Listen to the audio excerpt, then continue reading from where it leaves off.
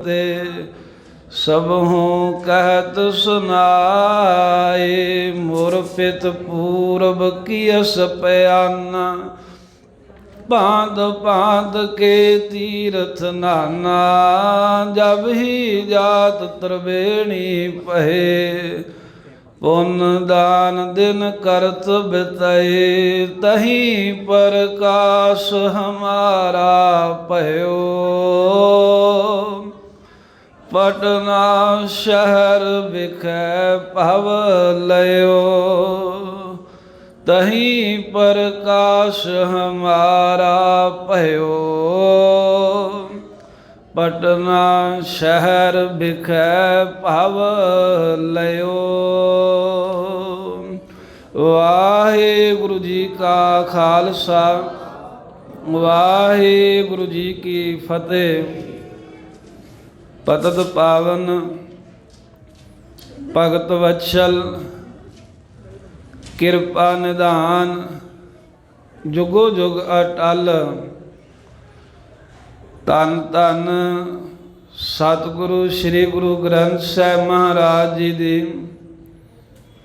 अपार बख्शिश कृपालता दा सदका साहिब श्री गुरु तेग बहादुर साहब महाराज नामे पातशाह जी दे महान पावन पवित्र बंदगी अस्थान गुरुद्वारा श्री भोरा साहिब जी विखे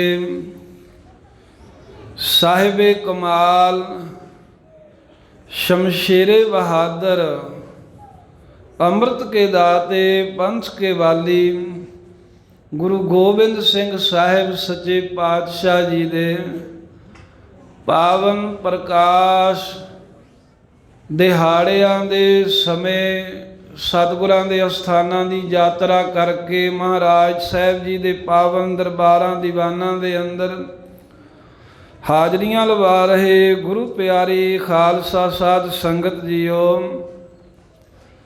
अज दा जो पावन पवित्र दिहाड़ा है, जिस दिन वो मर्द अगमड़े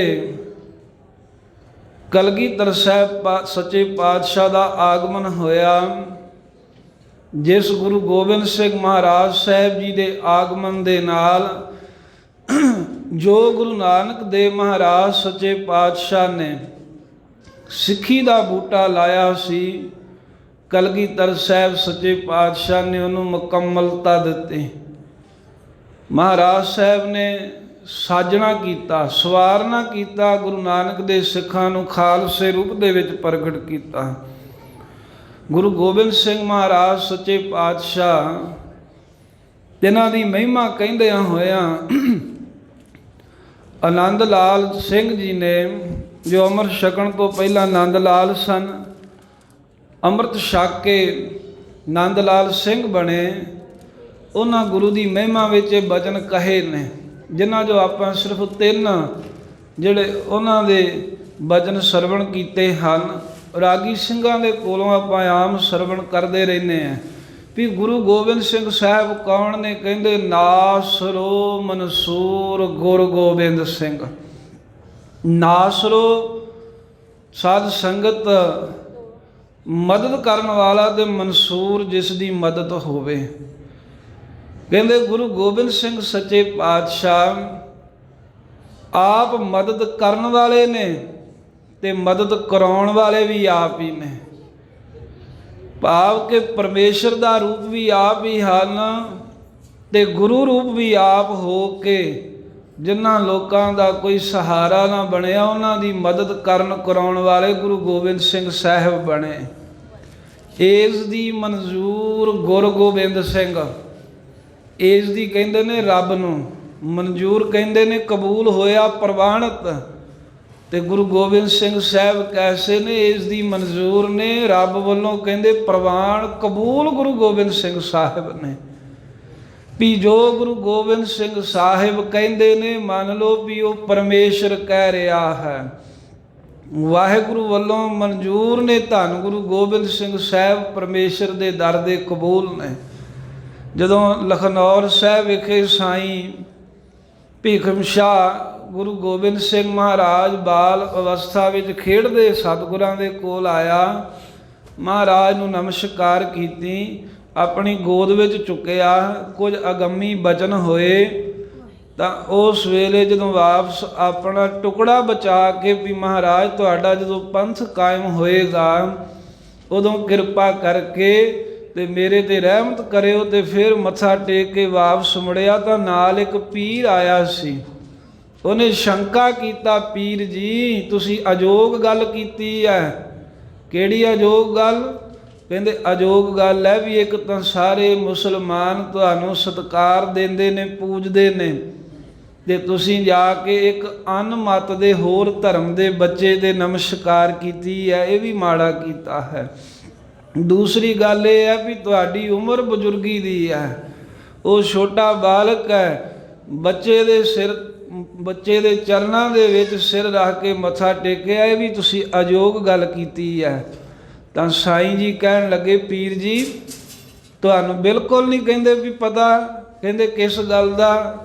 ਭੀਖਮ ਸ਼ਾਹ ਫਕੀਰ ਕਹਿੰਦਾ ਮੈਨੂੰ ਤੇ ਉਹ ਜਾਪਦਾ ਸੀ ਵੀ ਤੁਸੀਂ ਰੱਬ ਦੇ ਫਕੀਰ ਹੋ ਤਾਂ ਤੁਹਾਨੂੰ ਇਹਨਾਂ ਬਾਬਤ ਪਤਾ ਹੋਵੇਗਾ। ਕਹਿੰਦਾ ਮੈਂ ਦੱਸਦਾ ਏ, ਜਦੋਂ ਅਸੀਂ ਸਾਰੇ ਫਕੀਰ ਪੀਰ ਦਰਵੇਸ਼ ਸੁਰਤ ਜੋੜਦੇ ਐ ਤੇ ਆਤਮਿਕ ਬਲ ਦੇ ਨਾਲ ਪਾਕ ਪਰਵਤਗਾਰ ਦੀ ਦਰਗਾਹ ਵਿੱਚ ਜਾਂਦੇ ਐ ਤਾਂ ਗੁਰੂ ਨਾਨਕ ਸਾਹਿਬ ਦੇ ਤਖਤ ਤੇ ਜਿਹੜਾ ਵੀ ਬਿਰਾਜਮਾਨ ਹੋਵੇ ਸਾਨੂੰ ਸਾਹਮਣੇ ਉਹਦੇ ਹੀ ਦਰਸ਼ਨ ਹੁੰਦੇ ਨੇ। ਇਹ ਨਹੀਂ ਸਾਨੂੰ ਪਤਾ ਵੀ ਇਹ ਤੋਂ ਪਰੇ ਖੁਦਾ ਕੋਈ ਹੋਰ ਹੈ ਜਾਂ ਖੁਦਾ ਇਹੀ ਹੈ, ਪਰ ਇੰਨਾ ਪਤਾ ਹੈ ਵੀ ਸਾਡੀਆਂ ਜਦੋਂ ਲੋੜਾਂ ਪੂਰੀਆਂ ਹੁੰਦੀਆਂ ਹਨ ਫਕੀਰਾਂ ਦੀਆਂ ਪੀਰਾਂ ਦੀਆਂ, ਉਦੋਂ ਦਰਸ਼ਨ ਗੁਰੂ ਨਾਨਕ ਸਾਹਿਬ ਦੀ ਗੱਦੀ ਦੇ ਵਾਰਸਾਂ ਦੇ ਹੁੰਦੇ ਤੇ ਇਹੀ ਸਾਡੀਆਂ ਲੋੜਾਂ ਪੂਰੀਆਂ ਕਰਦੇ ਆ।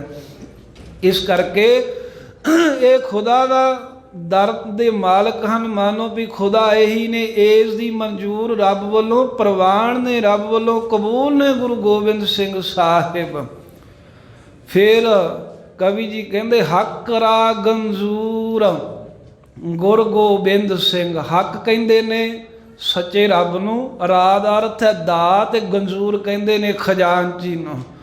ਭਾਈ ਨੰਦ ਲਾਲ ਜੀ ਕਹਿੰਦੇ ਗੁਰਸਿੱਖ ਪਿਆਰਿਓ ਗੁਰੂ ਗੋਬਿੰਦ ਸਿੰਘ ਸਾਹਿਬ ਕੌਣ ਨੇ? ਕਹਿੰਦੇ ਹੱਕ ਰਾ ਗੰਜੂਰ, ਰੱਬ ਦਾ ਖਜ਼ਾਨਚੀ ਗੁਰੂ ਗੋਬਿੰਦ ਸਿੰਘ ਸਾਹਿਬ ਹੈ। ਸਾਰਾ ਹੀ ਸਮਾਨ ਕੀਮਤੀ ਖਜ਼ਾਨੇ ਵਿੱਚ ਹੁੰਦਾ ਹੈ ਤੇ ਜਿਹੜਾ ਖਜ਼ਾਨੇ ਦਾ ਮਾਲਕ ਹੋਵੇ ਉਹੀ ਚੀਜ਼ਾਂ ਵੰਡਦਾ ਤੇ ਸੰਭਾਲਦਾ ਏ। ਨੰਦ ਲਾਲ ਜੀ ਕਹਿੰਦੇ ਗੁਰੂ ਗੋਬਿੰਦ ਸਿੰਘ ਸਾਹਿਬ ਸੱਚੇ ਪਾਤਸ਼ਾਹ ਰੱਬ ਦੇ ਖਜ਼ਾਨਚੀ ਹਨ। ਹੱਕ ਰਾ ਗੰਜੂਰ ਗੁਰੂ ਗੋਬਿੰਦ ਸਿੰਘ। ਅੱਗੇ ਫਿਰ ਵੱਧ ਕੇ ਕਹਿੰਦੇ ਨੇ ਜੁਮਲ ਹੈ ਫੈਜ਼ੇ ਨੂਰ ਗੁਰ ਗੋਬਿੰਦ ਸਿੰਘ। ਜੁਮਲ ਹੈ ਕਹਿੰਦੇ ਨੇ ਸਮੂਹ ਜਿਹੜੀਆਂ ਫੈਜ਼ੇ ਮਿਹਰਾਂ ਹਨ ਨਾ, ਜਿੰਨੀਆਂ ਵੀ ਮਿਹਰਾਂ ਹੁੰਦੀਆਂ, ਜਿੰਨੀਆਂ ਵੀ ਬਖਸ਼ਿਸ਼ਾਂ ਕੀਤੀਆਂ ਜਾ ਸਕਦੀਆਂ ਨੇ, ਸਭ ਬਖਸ਼ਿਸ਼ਾਂ ਦਾ ਨੂਰ ਪ੍ਰਕਾਸ਼ ਗੁਰੂ ਗੋਬਿੰਦ ਸਿੰਘ ਸਾਹਿਬ ਹੈ। ਧੰਨ ਗੁਰੂ ਕਲਗੀਧਰ ਸਾਹਿਬ ਮੰਨ ਲਓ ਵੀ ਬਖਸ਼ਿਸ਼ਾਂ ਦਾ ਨੂਰ ਹੀ ਪ੍ਰਕਾਸ਼ ਹੀ ਆਇਆ ਹੋਇਆ ਹੈ। ਹੱਕ ਆਗਾਹ ਗੁਰ ਗੋਬਿੰਦ ਸਿੰਘ। ਹੱਕ ਕਹਿੰਦੇ ਨੇ ਸੱਚਾ, ਹੱਕ ਕਹਿੰਦੇ ਨੇ ਰੱਬ ਨੂੰ, ਜੋ ਸੱਚਾ ਰੱਬ ਹੈ ਉਸ ਦੇ ਆਗਾਹ ਕਹਿੰਦੇ ਨੇ ਜਾਣਨ ਵਾਲੇ ਨੂੰ। ਰੱਬ ਦੇ ਜਾਣੂ ਨੇ, ਰੱਬ ਦੇ ਭੇਤੀ ਨੇ ਗੁਰੂ ਗੋਬਿੰਦ ਸਿੰਘ ਸਾਹਿਬ। ਤੇ ਫਿਰ ਕੈਸੇ ਨੇ? ਕਹਿੰਦੇ ਸ਼ਾਹੇ ਸ਼ਾਹਨਸ਼ਾਹ ਗੁਰੂ ਗੋਬਿੰਦ ਸਿੰਘ। ਕਹਿੰਦੇ ਵੀ ਬਾਦਸ਼ਾਹਾਂ ਦੇ ਵੀ ਬਾਦਸ਼ਾਹ ਗੁਰੂ ਗੋਬਿੰਦ ਸਿੰਘ ਸਾਹਿਬ ਨੇ ਤੇ ਰੱਬ ਦੀ ਭੇਤੀ ਹਨ ਤੇ ਮਿਹਰਾਂ ਦੇ ਸਮੁੰਦਰ ਰੱਬ ਦੇ ਖਜ਼ਾਨਚੀ ਪਰਮੇਸ਼ਰ ਵੱਲੋਂ ਬਖਸ਼ਿਸ਼ਾਂ ਕਰਨ ਕਰਾਉਣ ਵਾਲੇ ਆਪ ਹਨ। ਇੱਦਾਂ ਦੇ ਹੋਰ ਵੀ ਅਨੇਕਾਂ ਹੀ ਮਹਾਰਾਜ ਦੀ ਮਹਿਮਾ ਵਿੱਚ ਬਚਨ ਨੰਦ ਲਾਲ ਜੀ ਨੇ ਕਹੇ ਨੇ। ਇੱਥੇ ਕਹਿਣ ਤੋਂ ਭਾਵ ਸਿਰਫ ਇੰਨਾ ਕੀ ਹੈ ਵੀ ਧੰਨ ਗੁਰੂ ਗੋਬਿੰਦ ਸਿੰਘ ਸਾਹਿਬ ਸੱਚੇ ਪਾਤਸ਼ਾਹ ਸਭ ਬਖਸ਼ਿਸ਼ਾਂ ਦੇ ਕਰਨਹਾਰੇ ਹਨ। ਤੇ ਸਾਧ ਸੰਗਤ ਜੀ, ਇੱਕ ਕਵੀ ਨੇ ਲਿਖਿਆ ਵੀ ਜਦੋਂ ਰੱਬ ਨੇ ਆਪਣੀ ਪੂਰੀ ਕਹਿੰਦੇ ਵੀ ਕਰਨਾ ਇੱਕ ਥਾਂ ਤੇ ਇਕੱਠੀ ਕੀਤੀ, ਪਰਮੇਸ਼ਰ ਨੇ ਆਪਣਾ ਸਾਰਾ ਨੂਰ ਜਦੋਂ ਇੱਕ ਥਾਂ ਤੇ ਇਕੱਤਰ ਕੀਤਾ, ਜਦੋਂ ਈਸ਼ਵਰ ਨੇ ਆਪਣੀ ਸਾਰੀ ਮਿਹਨਤ ਨੂੰ ਇੱਕ ਥਾਂ ਤੇ ਜਮ੍ਹਾਂ ਕੀਤਾ, ਜਦੋਂ ਵਾਹਿਗੁਰੂ ਨੇ ਆਪਣੀ ਸੁੰਦਰਤਾ ਨੂੰ ਇੱਕ ਥਾਂ ਤੇ ਇਕੱਠਿਆਂ ਕੀਤਾ, ਜਦੋਂ ਪਾਕ ਪਰਵਤਗਾਰ ਨੇ ਆਪਣੀਆਂ ਬਖਸ਼ਿਸ਼ਾਂ ਨੂੰ ਇੱਕ ਥਾਂ ਤੇ ਇਕੱਠਿਆ ਕੀਤਾ, ਹੋਰ ਵੀ ਕਈ ਬਚਨ ਕਹੇ। ਕਹਿੰਦੇ ਉਹ ਸਾਰੀਆਂ ਬਖਸ਼ਾਂ ਇੱਕ ਰੂਪ ਹੋਈਆਂ ਔਰ ਇੱਕ ਰੂਪ ਹੋ ਕਰਕੇ ਉਹਨਾਂ ਨੇ ਅਵਤਾਰ ਧਾਰਿਆ, ਸੰਸਾਰ ਵਿੱਚ ਆਏ। ਤੇ ਕਹਿੰਦੇ ਜਦੋਂ ਸਾਰਾ ਕੁਝ ਰੱਬ ਦੀਆਂ ਬਖਸ਼ਾਂ, ਰਹਿਮਤਾਂ, ਮਿਹਨਤਾਂ, ਨੂਰ ਇਕੱਠਾ ਹੋਇਆ, ਉਸ ਨੂਰ ਤੋਂ ਜਿਹੜਾ ਸਰੂਪ ਬਣਿਆ ਉਹਨੂੰ ਕਹਿੰਦੇ ਨੇ ਗੁਰੂ ਗੋਬਿੰਦ ਸਿੰਘ ਸਾਹਿਬ। ਮਹਾਰਾਜ ਦੀ ਮਹਿਮਾ ਵਾਸਤੇ ਇੱਕ ਕਵੀ ਕਹਿੰਦਾ ਮੈਂ ਗੁਰੂ ਗੋਬਿੰਦ ਸਿੰਘ ਜੀ ਦੀ ਮਹਿਮਾ ਲਿਖਣੀ ਚਾਹੀ, ਫਿਰ ਮੈਂ ਕਲਮ ਰੱਖ ਦਿੱਤੀ ਵੀ ਮੈਂ ਲਿਖ ਨਹੀਂ ਸਕਦਾ। ਪੁੱਛਣ ਵਾਲਿਆ ਪੁੱਛਿਆ ਕਿਉਂ? ਕਹਿੰਦੇ ਮੈਂ ਮਹਿਮਾ ਕਿਹਦੀ ਲਿਖਾਂ ਜਦੋਂ ਤਾਂ ਤਖਤ 'ਤੇ ਬੈਠੇ ਹੁੰਦੇ ਨੇ ਗੁਰੂ ਗੋਬਿੰਦ ਸਿੰਘ ਸਾਹਿਬ, ਉਦੋਂ ਤਾਂ ਇਉਂ ਜਾਪਦੇ ਨੇ ਜਿਵੇਂ ਚੱਕਰਵਰਤੀ ਪਾਤਸ਼ਾਹ ਹਨ। ਤੇ ਕਹਿੰਦੇ ਜਦੋਂ ਬੰਦਗੀ 'ਚ ਚੌਂਕੜਾ ਮਾਰ ਕੇ ਲੀਨ ਹੁੰਦੇ ਨੇ ਤਾਂ ਉਦੋਂ ਜਾਪਦਾ ਹੈ ਵੀ ਗੁਰੂ ਗੋਬਿੰਦ ਸਿੰਘ ਸਾਹਿਬ ਰੱਬ ਦੇ ਸੰਤ ਨੇ, ਰੱਬ ਦੇ ਪਿਆਰੇ ਨੇ। ਜਦੋਂ ਗੁਰੂ ਗੋਬਿੰਦ ਸਿੰਘ ਸਾਹਿਬ ਨੂੰ ਮੈਂ ਕਿਸੇ ਨੂੰ ਬਖਸ਼ਿਸ਼ਾਂ ਦਿੰਦਿਆਂ ਵੇਖਿਆ ਹੈ, ਕਿਸੇ ਨੂੰ ਕੁਝ ਦਾਤਾਂ ਵੰਡਦਾ ਵੇਖਦਾ ਏ, ਤਾਂ ਮੈਨੂੰ ਉਦੋਂ ਪ੍ਰਤੀਤ ਹੁੰਦਾ ਵੀ ਗੁਰੂ ਗੋਬਿੰਦ ਸਿੰਘ ਸੱਚਾ ਸਤਿਗੁਰੂ ਹੈ। ਤੇ ਜਦੋਂ ਮੈਂ ਪੰਜਾਂ ਸਿੱਖਾਂ ਦੇ ਸਿਰ ਲੈ ਕੇ ਤੇ ਉਹਨਾਂ ਨੂੰ ਫਿਰ ਸੁਰਜੀਤ ਕਰਕੇ ਅੰਮ੍ਰਿਤ ਛਕਾਉਂਦਾ ਵੇਖਦਾ ਹੈ, ਤਾਂ ਉਦੋਂ ਮੈਨੂੰ ਇਉਂ ਲੱਗਦਾ ਏ ਵੀ ਗੁਰੂ ਗੋਬਿੰਦ ਸਿੰਘ ਜੀਵਨ ਦਾਨੀ ਨੇ। ਤੇ ਜਦੋਂ ਮੈਂ ਵੇਖਦਾ ਹੈ ਵੀ ਗੁਰੂ ਗੋਬਿੰਦ ਸਿੰਘ ਆਪਣੇ ਹੱਥ ਜੋੜ ਕੇ ਉਹਨਾਂ ਪੰਜਾਂ ਦੇ ਅੱਗੇ ਖਲੋਤੇ ਹਨ, ਤਾਂ ਉਦੋਂ ਮੈਨੂੰ ਪ੍ਰਤੀਤ ਹੁੰਦਾ ਵੀ ਸਿੱਖਾਂ ਕੋਲੋਂ ਮੰਗਣ ਵਾਲਾ ਵੀ ਗੁਰੂ ਗੋਬਿੰਦ ਸਿੰਘ ਆਪ ਹੈ। ਕਹਿੰਦਾ ਦੱਸੋ ਮੈਂ ਕਿਹਦਾ ਜੀਵਨ ਲਿਖਾਂ? ਜੇ ਮੈਂ ਬਾਦਸ਼ਾਹ ਸਮਝ ਕੇ ਲਿਖਣ ਲੱਗਦਾ ਏ ਤਾਂ ਝੱਟ ਖਿਆਲ ਆਉਂਦਾ ਏ ਵੀ ਇਹ ਪੂਰਨ ਸੰਤ ਨੇ। ਜੇ ਮੈਂ ਸੰਤ ਸਮਝ ਕੇ ਲਿਖਣ ਲੱਗਦਾ ਏ, ਦਾਤਾਂ ਦੇਣ ਵਾਲਾ ਸਤਿਗੁਰੂ ਦਾ ਨਕਸ਼ਾ ਅੱਗੇ ਆਉਂਦਾ ਏ।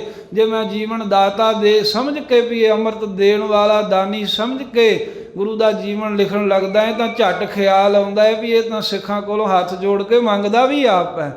ਤੇ ਜੇ ਮੈਂ ਕਹਿੰਦੇ ਵੀ ਚੇਲਾ ਸਮਝ ਕੇ ਲਿਖਣ ਲੱਗਦਾ ਹੈ ਵੀ ਇਹ ਸਿੱਖਾਂ ਦਾ ਚੇਲਾ ਬਣ ਗਿਆ, ਤਾਂ ਕਹਿੰਦੇ ਤਾਂ ਵੀ ਲਿਖਣੋਂ ਮੇਰੀ ਸਮਰੱਥਾ ਨਹੀਂ ਹੈ, ਕਿਉਂਕਿ ਗੁਰੂ ਵੀ ਤਾਂ ਆਪ ਹੀ ਹੈ।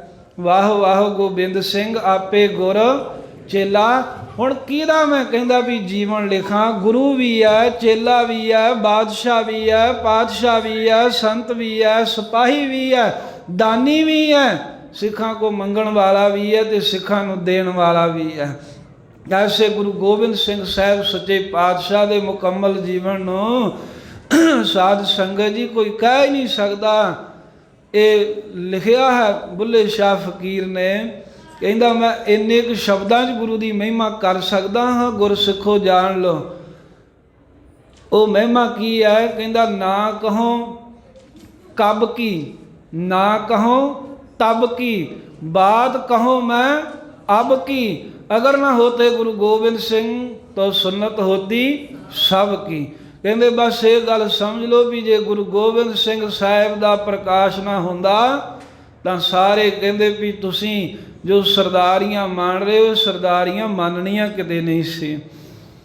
ਤੇ ਇਹ ਕਹਿਣ ਵਾਲਿਆਂ ਤੇ ਵੀ ਕਹਿ ਦਿੱਤਾ ਵੀ ਜਿਹੜੀਆਂ ਮਾਈਆਂ ਆਪਣੇ ਪੁੱਤਰਾਂ ਦੇ ਸਿਰ ਤੋਂ ਪਾਣੀ ਵਾਰਦੀਆਂ, ਘੋੜੀ ਦੇ ਉੱਤੇ ਚੜ੍ਹਦੇ ਦੀਆਂ ਭੈਣਾਂ ਤੇ ਹੋਰ ਭਰਜਾਈਆਂ ਰਲ ਕੇ ਅਸੀਸਾਂ ਦਿੰਦੀਆਂ, ਘੋੜੀਆਂ ਗਾਉਂਦੀਆਂ, ਕਹਿੰਦੇ ਤੇਰੇ ਪੁੱਤਰ ਦੀਆਂ ਮਾਏ ਘੋੜੀਆਂ ਨਹੀਂ ਸੀ ਗਾਈਆਂ ਜਾਣੀਆਂ, ਤੇਰੇ ਪੁੱਤਰ ਨੇ ਘੋੜੀ ਨਹੀਂ ਸੀ ਚੜ੍ਹਨਾ। ਕਹਿੰਦੇ ਕਿਉਂ? ਜੇ ਇਹ ਇਸਲਾਮ ਵਿੱਚ ਹੁੰਦੇ ਤਾਂ ਇਹਨਾਂ ਦੇ ਵਿਆਹ ਨਾ ਹੁੰਦੇ ਤੇ ਹਨ, ਪਰ ਘੋੜੀਆਂ ਤੇ ਗੁਰੂ ਕੇ ਸਿੱਖ ਸਰਦਾਰ ਹੀ ਚੜ੍ਹਦੇ ਨੇ। ਪਾਣੀ ਵਾਰ ਕੇ ਜੇ ਮਾਵਾਂ ਪੀਂਦੀਆਂ ਨੇ ਤਾਂ ਉਹ ਕੇਵਲ ਇੱਥੇ ਹੀ ਇਹ ਬਖਸ਼ਿਸ਼ਾਂ ਹਨ, ਉੱਥੇ ਤਾਂ ਨਿਕਾਹ ਹੋਇਆ ਕਰਨੇ ਸੀ। ਵਿਆਹ ਦੀਆਂ ਖੁਸ਼ੀਆਂ ਵੀ ਗੁਰੂ ਗੋਬਿੰਦ ਸਿੰਘ ਸਾਹਿਬ ਦਾ ਸਦਕਾ ਏ। ਜਦੋਂ ਹਰ ਘਰ ਵਿੱਚ ਵਿਆਹ ਹੁੰਦਾ ਉਦੋਂ ਵੀ ਗੁਰੂ ਗੋਬਿੰਦ ਸਿੰਘ ਸਾਹਿਬ ਨੂੰ ਚੇਤੇ ਕਰਿਆ ਕਰੋ, ਨਹੀਂ ਤੇ ਹੈਦਰੀ ਝੰਡਾ ਹੋਣਾ ਸੀ ਜੇ ਦਸ਼ਮੇਸ਼ ਪਾਤਸ਼ਾਹ ਨਾ ਹੁੰਦੇ। ਗੁਰੂ ਸਾਹਿਬ ਦੀ ਮਹਿਮਾ ਦੇ ਵਿੱਚ ਭਾਈ ਗੁਰਦਾਸ ਜੀ ਦੂਜੇ ਕਹਿੰਦੇ ਹਨ, ਵਹ ਪ੍ਰਗਟਿਓ ਮਰਦ ਅਗੰਮੜਾ ਵਰਿਆਮ ਅਕੇਲਾ। ਗੁਰੂ ਗੋਬਿੰਦ ਸਿੰਘ ਸਾਹਿਬ ਮਹਾਰਾਜ ਮਰਦ ਪ੍ਰਗਟ ਹੋਏ ਨੇ। ਇੱਥੇ ਹੁਣ ਮਰਦ ਦਾ ਅਰਥ ਕਿਹੜਾ ਹੈ? ਇੱਕ ਤਾਂ ਜਿਵੇਂ ਮਰਦ ਜਾਤੀ ਤੇ ਔਰਤ ਜਾਤੀ ਮੰਨੀ ਗਈ ਹੈ, ਉਹ ਮਰਦ ਨਹੀਂ। ਇੱਥੇ ਮਰਦ ਤੋਂ ਭਾਵ ਦਲੇਰੀ ਦੀ ਗੱਲ ਹੈ। ਇੱਥੇ ਗੁਰੂ ਘਰ ਵਿੱਚ ਮਰਦ ਤੋਂ ਭਾਵ ਬਹਾਦਰੀ ਦੀ ਗੱਲ ਹੈ। ਇੱਥੇ ਮਾਈ ਭਾਗ ਕੌਰ ਵੀ ਮਰਦ ਹੈ। ਇੱਥੇ ਗੁਰੂ ਗੋਬਿੰਦ ਸਿੰਘ ਸਾਹਿਬ ਮਰਦ ਦਾ ਰੂਪ ਪ੍ਰਗਟ ਹੋਏ, ਜਿਨ੍ਹਾਂ ਜ਼ੁਲਮ ਜਾਬਰ ਦਾ ਮੂੰਹ ਭੰਨ ਦਿੱਤਾ, ਜ਼ੁਲਮ ਦਾ ਨਾਸ਼ ਕਰ ਦਿੱਤਾ, ਮਜ਼ਲੂਮਾਂ ਦੀ ਬਾਂਹ ਫੜ ਕੇ ਇੱਕ ਨਵਾਂ ਜੀਵਨ ਮਹਾਰਾਜ ਸਾਹਿਬ ਜੀ ਨੇ ਬਖਸ਼ ਦਿੱਤਾ। ਗੁਰੂ ਗੋਬਿੰਦ ਸਿੰਘ ਸਾਹਿਬ ਸੱਚੇ ਪਾਤਸ਼ਾਹ ਕੈਸੇ ਹਨ, ਵਹਿ ਪ੍ਰਗਟਿਓ ਪੁਰਖ ਭਗਵੰਤ ਰੂਪ, ਗੁਰ ਗੋਬਿੰਦ ਸੂਰਾ। ਗੁਰੂ ਗੋਬਿੰਦ ਸਿੰਘ ਮਹਾਰਾਜ ਸੂਰਮੇ ਹਨ, ਤੇ ਗੁਰਬਾਣੀ ਦੇ ਵਿੱਚ 3 ਤਰ੍ਹਾਂ ਦੇ ਸੂਰਮੇ ਕਹੇ ਨੇ ਗੁਰੂ ਗ੍ਰੰਥ ਸਾਹਿਬ ਜੀ ਦੇ ਅੰਦਰ। ਇੱਕ ਵਚਨ ਆਉਂਦਾ ਹੈ, ਜਾ ਕੋ ਹਰ ਰੰਗ ਲਾਗੋ ਇਸ ਜੁਗ ਮਹਿ, ਸੋ ਕਹੀਅਤ ਹੈ ਸੂਰਾ। ਦੂਸਰਾ ਵਚਨ ਆਉਂਦਾ ਹੈ, ਜਿਨ ਮਿਲ ਮਾਰੇ ਪੰਚ ਸੂਰ ਵੀਰ, ਐਸੋ ਕੌਣ ਬਲੀ ਰੇ, ਜਿਨ ਪੰਚ ਮਾਰ ਬਿਦਾਰ ਗੁਦਾਰੇ, ਸੋ ਪੂਰਾ ਇਹ ਕਲੀ ਰੇ। ਜਿਹਨੇ 5 ਕਾਮ ਕ੍ਰੋਧ ਆਦਿਕ ਨੂੰ ਮਾਰਿਆ ਜਿੱਤਿਆ ਹੈ, ਉਹ ਵੀ ਸੂਰਮਾ ਕਿਹਾ ਹੈ। ਤੀਸਰਾ ਸੂਰਮੇ ਗੁਰੂ ਗ੍ਰੰਥ ਸਾਹਿਬ ਮਹਾਰਾਜ ਨੇ ਕਿਹਾ ਏ, ਸੂਰਾ ਸੋ ਪਹਿਚਾਨੀਐ ਜੋ ਲੜੈ ਦੀਨ ਕੇ ਹੇਤ। ਜਿਹੜਾ ਦੀਨਾਂ ਵਾਸਤੇ, ਗਰੀਬਾਂ ਮਜਲੂਮਾਂ ਵਾਸਤੇ ਜੰਗ ਕਰਦਾ ਹੈ, ਤਲਵਾਰ ਚੁੱਕਦਾ, ਵੀ ਸੂਰਮਾ ਹੈ। ਹੁਣ 3 ਤਰ੍ਹਾਂ ਦੇ ਸੂਰਮੇ ਜੇ ਵੇਖੀਏ ਤਾਂ ਗੁਰੂ ਗੋਬਿੰਦ ਸਿੰਘ ਮਹਾਰਾਜ ਦਾ ਜੀਵਨ ਵੇਖੀਏ ਤਾਂ ਸਤਿਗੁਰੂ ਸਾਹਿਬ ਜੀ ਇਹ 3 ਤਰ੍ਹਾਂ ਦੇ ਸੂਰਮੇ ਸਨ। ਜਦੋਂ ਤਾਂ ਗੱਲ ਕਰਦੇ ਹਾਂ, ਜਾ ਕੋ ਹਰ ਰੰਗ ਲਾਗੋ ਇਸ ਯੁੱਗ ਮੈਂ, ਸੋ ਕਹੀਅਤ ਹੈ ਸੂਰਾ, ਤਾਂ ਗੁਰੂ ਗੋਬਿੰਦ ਸਿੰਘ ਮਹਾਰਾਜ ਨੂੰ ਹਰੀ ਦਾ ਰੰਗ ਲੱਗਾ, ਇਸ ਕਰਕੇ ਐਸੇ ਸੂਰਮੇ ਨੇ। ਰੰਗ ਕਿੰਨਾ ਕੁ ਲੱਗਾ ਹੈ ਜੇ ਆਪਾਂ ਜਾਣਨਾ ਹੋਵੇ ਤਾਂ ਉਹ ਸਰਸਾ ਦੇ ਕੰਢੇ ਨੂੰ ਪੁੱਛੋ। ਮਗਰ ਲੱਖਾਂ ਦੀ ਗਿਣਤੀ 'ਚ ਫੌਜ ਆ ਰਹੀ ਹੈ, ਉੱਤੋਂ ਮੀਂਹ ਪੈ ਰਿਹਾ ਏ, ਗੋਲੀਆਂ ਤੇ ਤੀਰਾਂ ਦਾ ਵੀ ਮੀਂਹ ਨਾਲ ਹੀ ਵਰ ਰਿਹਾ ਹੈ। ਤਾਂ ਅੰਮ੍ਰਿਤ ਵੇਲਾ ਗੁਰੂ ਸਾਹਿਬ ਕਹਿੰਦੇ, ਇੱਥੇ ਬੈਠ ਜਾਓ, ਆਸਾ ਦੀ ਵਾਰ ਦਾ ਕੀਰਤਨ ਸੁਣਾਓ ਖਾਲਸਾ ਜੀ। ਸਿੱਖਾਂ ਨੇ ਮਹਾਰਾਜ ਸਾਹਿਬ ਦੁਸ਼ਮਣ ਆ ਰਿਹਾ, ਸਾਹਿਬ ਕਹਿੰਦੇ ਕੋਈ ਵੀ ਆਵੇ ਪਰ ਮੈਂ ਆਸਾ ਦੀ ਵਾਰ ਦਾ ਕੀਰਤਨ ਸੁਣਾਂਗਾ। ਇਹ ਹਰੀ ਦਾ ਰੰਗ ਲੱਗਾ ਹੈ ਨਾ, ਅੰਦਰੋਂ ਲੱਗਾ ਏ। ਤਾਂ ਸਰਸਾ ਦੇ ਕੰਢੇ ਤੇ ਵੀ ਅੰਮ੍ਰਿਤ ਵੇਲੇ ਜੰਗ ਹੁੰਦੀ ਜੀ, ਗੁਰੂ ਗੋਬਿੰਦ ਸਿੰਘ ਸਾਹਿਬ ਆਪਣਾ ਨਿਤਨੇਮ ਦਾ ਵੇਲਾ ਨਹੀਂ ਖਜਾਉਂਦੇ, ਐਸਾ ਹਰੀ ਦਾ ਰੰਗ ਲੱਗਾ ਹੈ। ਐਸੇ ਸੂਰਮੇ ਨੇ ਗੁਰੂ ਗੋਬਿੰਦ ਸਿੰਘ ਮਹਾਰਾਜ। ਫੇਰ ਤੱਕੋ ਚਮਕੌਰ ਦੀ ਗੜੀ ਅੰਦਰ 2 ਸਾਹਿਬਜ਼ਾਦੇ, 3 ਪਿਆਰੇ ਤੇ 30 ਦੇ ਕਰੀਬ ਬਾਕੀ ਸਿੱਖ ਸ਼ਹੀਦ ਹੋ ਚੁੱਕੇ ਹਨ। ਜੰਗ ਰੁਕਿਆ ਏ, ਸ਼ਾਮਾਂ ਪਈਆਂ ਨੇ, ਸੋਦਰ ਦਾ ਸਮਾਂ ਏ, ਤੇ ਗੁਰੂ ਗੋਬਿੰਦ ਸਿੰਘ ਮਹਾਰਾਜ ਚੌਂਕੜਾ ਮਾਰੀ ਬੈਠੇ ਨੇ।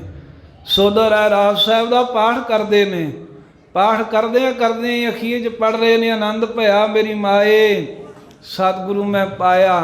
ਪੁੱਤਰ ਸ਼ਹੀਦ ਨੇ, ਸਿੰਘ ਸ਼ਹੀਦ ਹੋਏ ਨੇ, ਮਹਾਰਾਜ ਕਹਿੰਦੇ ਮੈਂ ਆਨੰਦ ਵਿੱਚ ਹਾਂ। ਇਹ ਲੱਗਾ ਹੈ ਹਰੀ ਦਾ ਰੰਗ ਵੀ ਕਿੰਨੀ ਮੁਸੀਬਤ ਮੁਸ਼ਕਲ ਦੇ ਵਿੱਚ ਹਨ, ਪਰ ਸਤਿਗੁਰਾਂ ਨੇ ਆਪਣਾ ਸੋਦਰ ਨਹੀਂ ਛੱਡਿਆ, ਸਤਿਗੁਰਾਂ ਨੇ ਆਪਣਾ ਆਸਾ ਦਾ ਵਾਰ ਦਾ ਕੀਰਤਨ ਨਹੀਂ ਤਿਆਗਿਆ।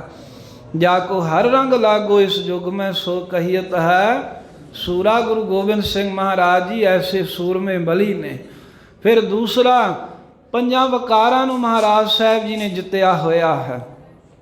5 ਵਕਾਰਾਂ ਨੂੰ ਮਹਾਰਾਜ ਦੇ ਜੀਵਨ ਵਿੱਚੋਂ ਵੇਖ ਲਈਏ ਤਾਂ ਇੱਕ ਇੱਕ ਉਦਾਹਰਨਾਂ ਤਾਂ ਕਈ ਹੋ ਸਕਦੀਆਂ, ਪਰ ਇੱਕ ਇੱਕ ਉਦਾਹਰਣ ਵੇਖੀਏ ਤਾਂ ਗੁਰੂ ਗਰੀਬ ਨਵਾਜ ਦੇ ਬਚਨ ਹਨ ਕਲਗੀਧਰ ਸਾਹਿਬ ਜੀ ਦੇ ਆਪਣੇ, ਕਿ ਸੁਧ ਜਬ ਤੇ ਹਮ ਧਰੀ ਬਚਨ ਗੁਰ ਦਏ ਹਮਾਰੇ। ਇਹਦੀ ਸਾਖੀ ਐਵੇਂ ਲਿਖੀ ਵੀ ਰਵਾਲਸਰ ਮਹਾਰਾਜ ਸਾਹਿਬ ਬਿਰਾਜਮਾਨ ਸਨ, ਤੇ ਸਤਿਗੁਰੂ ਦੇ ਘਰ ਵਿੱਚ ਕੋਈ ਵੀ ਮਾਈ ਭਾਈ ਆਵੇ, ਕਿਸੇ ਉਮਰ ਦਾ ਆਵੇ, ਮਹਾਰਾਜ ਸਭ ਤੇ ਬਖਸ਼ਿਸ਼ਾਂ ਕਰਦੇ।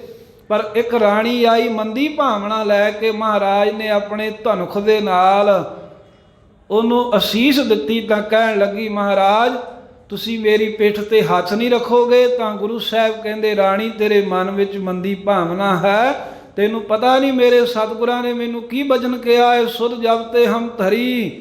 ਜਦੋਂ ਤੋਂ ਕਹਿੰਦੇ ਸਾਨੂੰ ਹੋਸ਼ ਆਈ ਹੈ, ਬਚਨ ਗੁਰ ਦਏ ਹਮਾਰੇ, ਸਾਡੇ ਗੁਰੂ ਤੇਗ ਬਹਾਦਰ ਸਾਹਿਬ ਜੀ ਨੇ ਸਾਨੂੰ ਸਿੱਖਿਆ ਦਿੱਤੀ ਹੈ, ਪੂਤ ਇਹ ਪ੍ਰਣ ਤੋਹੇ ਪ੍ਰਾਣ ਜਬ ਲਗ ਘਟ ਥਾਰੇ, ਨਿਜ ਨਾਰੀ ਸਿਓ ਨੇਹੋ ਤੁਮ ਨਿਤ ਬੜਾਈਓ, ਪਰ ਨਾਰੀ ਕੀ ਸੇਜ ਭੂਲ ਸੁਪਨੇ ਹੋ ਨਾ ਜਾਈਓ। ਮੈਨੂੰ ਮੇਰੇ ਪਿਤਾ ਗੁਰੂ ਦੀ ਸਿੱਖਿਆ ਹੈ ਵੀ ਜਿਹੜੀਆਂ ਹਣ ਪ੍ਰਵਾਨ ਦੀਆਂ ਨੇ ਇਸਤਰੀ ਤੋਂ ਛੁੱਟ, ਉਹ ਸਾਰੀਆਂ ਮੇਰੀਆਂ ਭੈਣਾਂ ਹਨ। ਜਿਹੜੀਆਂ ਉਮਰ ਵਿੱਚ ਮੇਰੀਆਂ ਵੱਡੀਆਂ ਨੇ ਉਹ ਮੇਰੀਆਂ ਮਾਵਾਂ ਬਰਾਬਰ ਨੇ, ਛੋਟੀਆਂ ਨੂੰ ਮੈਂ ਆਪਣੀਆਂ ਧੀਆਂ ਜਾਣਦਾ ਹਾਂ। ਇਹੋ ਜਿਹਾ ਮਾੜਾ ਫੁਰਨਾ ਲੈ ਕੇ ਗੁਰੂ ਘਰ ਦੁਬਾਰਾ ਨਹੀਂ ਆਉਣਾ। ਮਹਾਰਾਜ ਨੇ ਉਹਦਾ ਵਕਾਰ ਕੱਟਤਾ, ਐਸਾ ਬਚਨ ਕਹਿ ਕੇ ਕਾਮ ਨੂੰ ਜਿੱਤਿਆ ਹੈ। ਜੰਗ ਕਰਦਿਆਂ ਮਹਾਰਾਜ ਸਾਹਿਬ ਦੇ ਖਾਲਸੇ ਦੇ ਹੱਥ ਕੁਝ ਡੋਲੇ ਆ ਗਏ। ਡੋਲੇ ਤੋਂ ਭਾਵ ਵੀ ਕੁਝ ਇਸਤਰੀਆਂ ਖਾਲਸਾ ਲੈ ਕੇ ਆਇਆ। ਗੁਰੂ ਗੋਬਿੰਦ ਸਿੰਘ ਨੇ ਤਾੜਨਾ ਕੀਤੀ। ਮਹਾਰਾਜ ਕਹਿੰਦੇ ਵੀ ਇਹ ਸਿੱਖੋ ਤੁਸੀਂ ਚੰਗਾ ਨਹੀਂ ਕੀਤਾ। ਜੰਗ ਕਰਨਾ ਹੈ, ਜਿਨ੍ਹਾਂ ਨੇ ਸ਼ਸਤਰ ਚੁੱਕਿਆ ਉਹਦੇ ਨਾਲ ਇਹਨਾਂ ਬੀਬੀਆਂ ਨੂੰ, ਇਹਨਾਂ ਬੱਚੀਆਂ ਨੂੰ ਸਤਿਕਾਰ ਦੇ ਨਾਲ ਇਹਨਾਂ ਦੇ ਘਰਾਂ ਦੇ ਵਿੱਚ ਛੱਡ ਕੇ ਆਇਆ ਜਾਵੇ। ਪੁਰਾਣੇ ਸਮਿਆਂ ਜਦੋਂ ਜੰਗ ਹੁੰਦੇ ਸਨ ਤੇ ਜਿੱਤਣ ਵਾਲਾ ਜਿੱਥੇ ਮਾਲ ਧਨ ਲੁੱਟ ਲੈਂਦਾ ਸੀ, ਉੱਥੇ ਸਾਧ ਸੰਗਤ ਹਾਰਨ ਵਾਲੇ ਦੇ ਘਰ ਦੀਆਂ ਇਸਤਰੀਆਂ ਨੂੰ ਵੀ ਚੁੱਕ ਕੇ ਲੈ ਜਾਂਦੇ ਸਨ। ਗੁਰੂ ਸਾਹਿਬ ਨੇ ਇਹ ਪਿਰਤ ਪਾਈ ਵੀ ਗੁਰੂ ਕਾ ਖਾਲਸਾ ਐਸਾ ਕਰਮ ਨਹੀਂ ਕਰੇਗਾ, ਇਹਨਾਂ ਬੱਚੀਆਂ ਨੂੰ ਇਹਨਾਂ ਦੇ ਘਰੇ ਬਾ ਇੱਜ਼ਤ ਸਤਿਕਾਰ ਨਾ ਛੱਡ ਕੇ ਆਇਆ ਜਾਵੇ। ਇਹ ਗੁਰੂ ਗੋਬਿੰਦ ਸਿੰਘ ਮਹਾਰਾਜ ਨੇ ਕਾਮ ਨੂੰ ਜਿੱਤਿਆ ਹੋਇਆ ਹੈ। ਜੇ ਪਾਤਸ਼ਾਹ ਵੱਲ ਵੇਖੀਏ, ਮਹਾਰਾਜ ਨੇ ਕ੍ਰੋਧ ਨੂੰ ਵੀ ਜਿੱਤਿਆ ਹੋਇਆ ਹੈ। ਕ੍ਰੋਧ ਨੂੰ ਕਿਵੇਂ ਜਿੱਤਿਆ? ਇਹ ਪੈਂਡੇ ਖਾਨ, ਇੱਕ ਤਾਂ ਗੁਰੂ ਹਰਗੋਬਿੰਦ ਸਾਹਿਬ ਦੇ ਵੇਲੇ ਹੋਇਆ। ਇਹ 10ਵੇਂ ਪਾਤਸ਼ਾਹ ਦੇ ਫੌਜ ਲੈ ਕੇ ਆਨੰਦਪੁਰ ਆਇਆ। ਇਹਨੇ ਤੀਰ 3 ਚਲਾਏ, ਮਹਾਰਾਜ ਸਾਹਿਬ ਦੇ ਵਾਰ ਨਹੀਂ ਲੱਗਾ। ਫਿਰ ਸਤਿਗੁਰਾਂ ਨੇ ਵੀ ਤੀਰ ਚਲਾਇਆ। ਜਦੋਂ ਗੁਰੂ ਗੋਬਿੰਦ ਸਿੰਘ ਮਹਾਰਾਜ ਨੇ ਤੀਰ ਚਲਾਇਆ, ਇਹ ਥੱਲੇ ਡਿੱਗ ਪਿਆ, ਤੜਫਣ ਲੱਗ ਪਿਆ।